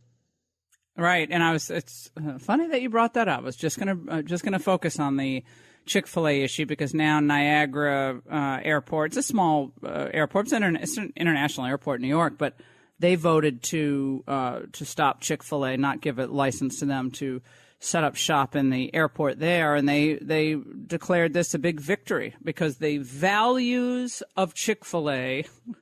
The Chick-fil-A's founder do not represent New York values, as if there is one value that represents New York. Don't you love that? I'm also old enough to remember when people ripped the crap out of Ted Cruz for suggesting that New York values are exactly what Niagara is saying New York values are, right? That's a great point. Ted Cruz said that in a primary, and people are like, how dare you say such thing about New York? But if you're on the left and you're Andrew Cuomo and you say New York does not allow conservatives or religious people, then that's okay. So amazing. But it is true that the left is making for a world where we will only be able to shop at companies where we agree with the political views of those people. That's going to have some pretty negative impacts on the left, too. I mean, it's going to be difficult to share a country when I have to check the politics of everybody who owns that company. But I guess if we're going to do that, then we can. But I don't think this is going to end the way the left thinks this is going to end. Yeah, well, I think, again, they forget that, half the country is not with them. So if they want to play by this new set of rules, then conservatives, can play at the game, and maybe it's mutually assured destruction. Maybe that's the only way for this to. Yeah, they get a little taste of their own medicine. I mean, that's right. Before I ran Daily Wire, I actually headed an organization called Truth Revolt, and we did this. I mean, we said openly, we don't like these boycotting tactics. We don't like secondary boycotts. But if the left is going to go after you and Rush and Tucker and Sean and everybody else, then we are going to go after you the exact same way. And you'll find out that you don't like this very much. And in the first 2 months of launch, we took down Alec Baldwin at MSNBC and Martin Bashir at MSNBC. If people want to play this game can be played on both sides, and it gets really ugly really quickly. The entire industry could be destroyed very easily by a group of bad faith actors who simply start targeting advertisers. And this is what advertisers should know, too. I mean, and we've made this clear to advertisers. I've been saying this on my show for a while. If advertisers just understand that all of this outrage culture is a bunch of nonsense, that the vast majority of people do not care and are not interested in it, and that the vast majority of people who claim outrage are not, in fact, outrage, they're just weaponizing outrage to use as a political tool to destroy their enemies, then advertisers would just sit this stuff out. There'd be a controversy. For 72 hours, people would yell, and then it would be over. Because guess what? This stuff doesn't work. No one cares. People have been trying to boycott Chick-fil-A for years, and Chick-fil-A's stock keeps rising. The same thing is true for Nike on the other side. They put out the Colin Kaepernick stuff. All of us were ticked, and Nike stock rose. I mean, the idea that boycott culture is somehow going to win the day on a practical market level is simply untrue. It's just that the media really plays up the impact of boycott culture. You also have a lot of weak-kneed corporate boards and CEOs. If they get 10 emails from a Media Matters generated account or blast emails, and they freak out, and then all of a sudden they realize that, well, these people don't buy my products anyway. We have loyal listeners or loyal viewers, and they stick with us through anything, and we advertise on a whole bunch of different platforms, and may the best ideas win. I mean, I think in the end that's where it'll be. And it's funny that you mentioned that, Ben, because Variety magazine has a big piece out today. I guess it was yesterday, a profile of the CEO of Fox, Suzanne Scott, And it's a piece that talks about, her vision for Fox and how Fox is not evolving as all these people are worried about Fox evolving. And I didn't even know this, but both Hannity and my revenue in 2018 was up. So while the left can knock off some advertisers here and there, I mean, our revenue's up and our ratings are up. So we're up and the other networks are down. So no, we've had the same experience on the podcast and radio show. I mean, early this year, there was an attempt to go after our advertisers on the basis of a completely anodyne statement, pro-life statement that I made. And that didn't hurt our revenue in any way at all. Actually, our revenue is up dramatically. All of this stuff is just a bunch of crap, and the media play it up because they're seeking to destroy a bunch of people they don't like. And here is the obvious way to tell this: are these actual consumers of the product? That's are what these I people said. who are actually contacting the advertisers because they're so angry? The Keurig people are so angry that Keurig was on Sean's show that now they're never going to shop Keurig again? Or is it 80 activists from Media Matters who are calling up Keurig and pretending to be that? And 80 tweets later, Keurig is just like, well, I guess this is a big controversy. I guess we better do something about this. The problem is they're extending logic that existed in the pre-internet world to the internet world, and it doesn't count, right? What they're saying is, for every phone call we receive, there are probably 50 people who wanted to make that phone call. On the internet, for every tweet you receive, there's half a person who cares about that tweet, right? Even the person who tweets it doesn't care about that tweet. They don't. So if you receive 20 tweets, that does not represent 400 people, right? Those 20 tweets represent nothing. Those 20 tweets represent 10 people. But Ben, the funny thing is that then you get all of these like crazy left-wing websites. You're like, oh, the conservative commentator under assault for saying this, and so then it's the echo chamber of the left. Right. Then these corporate CEOs, oh God, what are we going to do now? How are we going to? And it's just again, it's the same group of people. This is a very small subset of humanity is engaged in this kind of intolerant, censorious attitude toward conservatism. Yeah, that's exactly right. And people should not fall for the trick. It's amazing to me, frankly, that the Democratic Party is falling for the trick as a whole, because it seems like more and more of the Democratic Party base is this. So increasingly, this is a thing. I mean, it starts off as a fringe thing and becomes more mainstream. But you can see the entire Democratic Party establishment now catering to this sort of logic, this idea that everybody who disagrees with them is innately a bad person, and we're going to boycott full states. We're going to boycott Georgia if Georgia passes a pro-life bill. Or we got, as I mentioned, Andrew Cuomo in New York saying that people who disagree with me shouldn't even be in the state. And this sort of attitude, I don't know if it's – I mean, I think it is endemic to political leftism, but it used to be that liberals did not believe this. It's why I've always made sort of a hard distinction between liberals and the left. Unfortunately, I think the left is triumphing over the old school liberals. Yeah, well, the old school liberals, people like Nat Hentoff or Christopher Hitchens, they're gone. Right. There's just not many of them left. Senator Daniel Patrick Moynihan would be destroyed by his own party today. Oh my God, he would be called a sellout and a fool. And yet at the same time, and I want your thoughts on this before we let you go, Ben. I know you're really busy. The left will also will elevate a person or a movement or a whatever their product issue or issue of the day is, and build it up and build it up and build it up to get you to think that this is the oracle, this is the moment, this is the transformative thought. And if I could point to one person now they're doing that to, it's not AOC.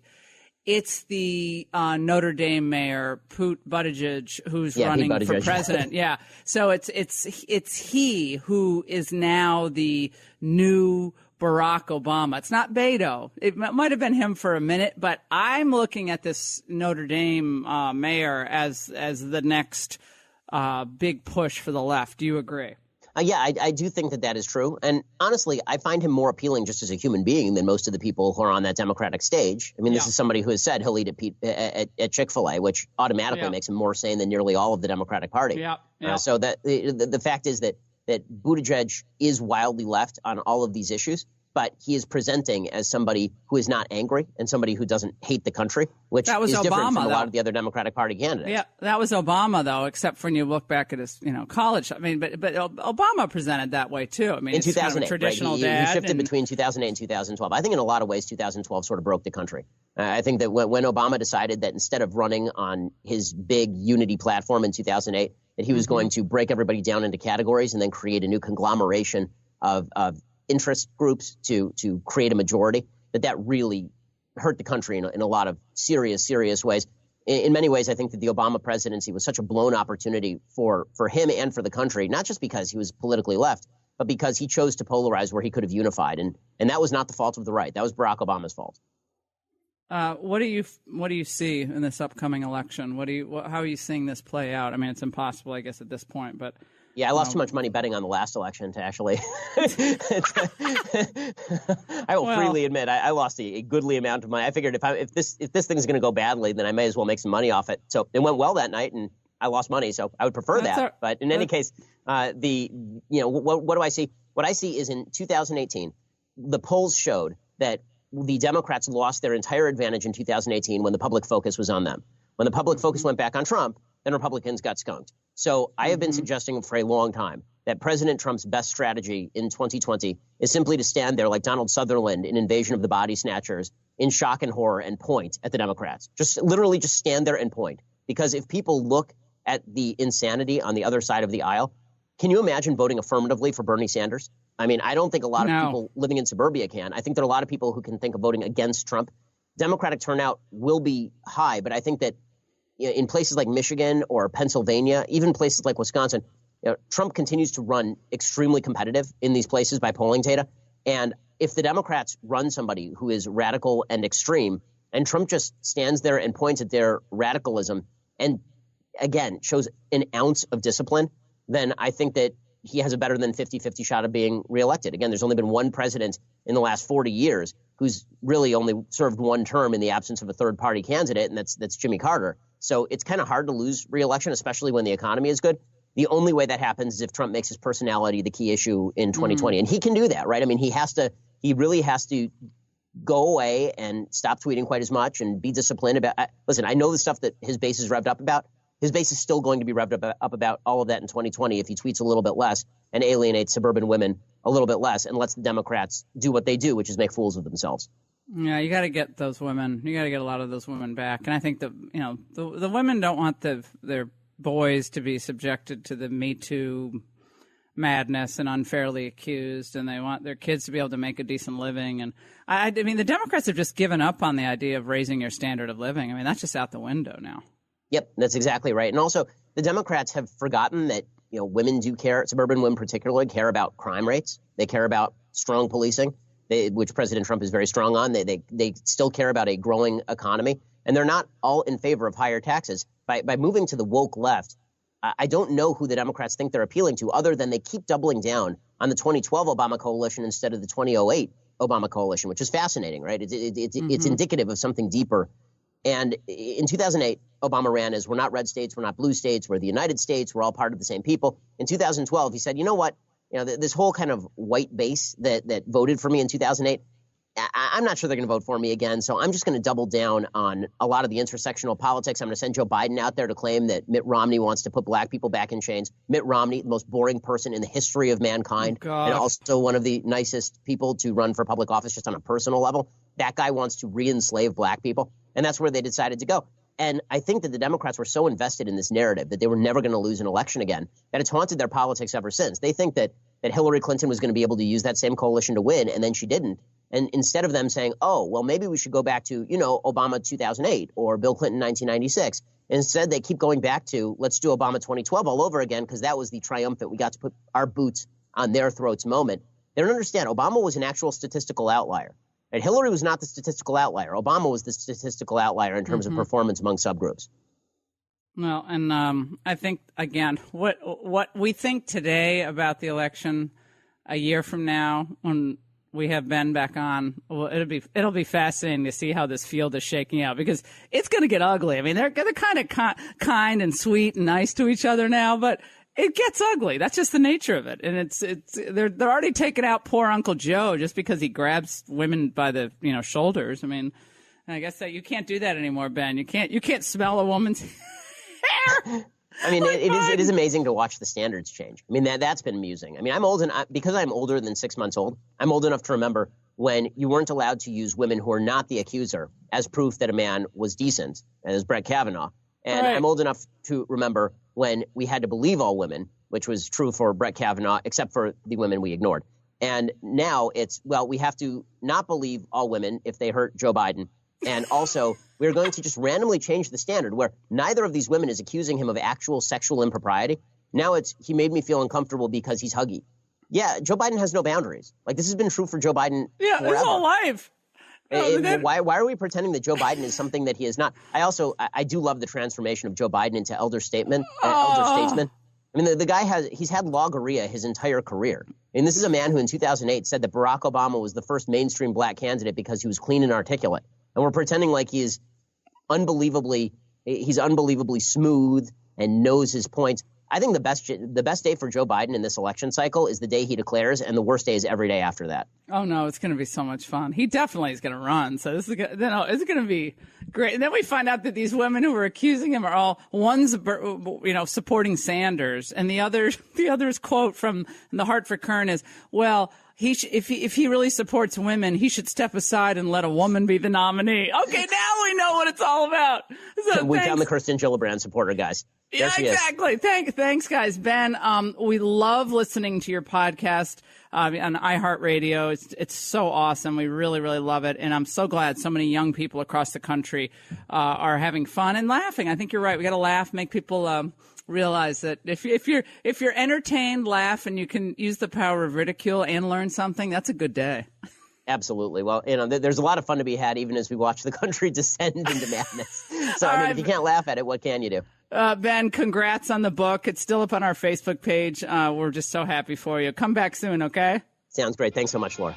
I hope you're enjoying this. The Laura Ingraham Podcast. This is the best of. And thank you for listening. Email the show at ingram.podcast@gmail.com. That's ingram.podcast@gmail.com. Email me with your thoughts, or if you want to get on the show, just email me the topic you want to talk about or react to the topic we're tweeting or Facebooking out. ingram.podcast@gmail.com. Keep the comments coming.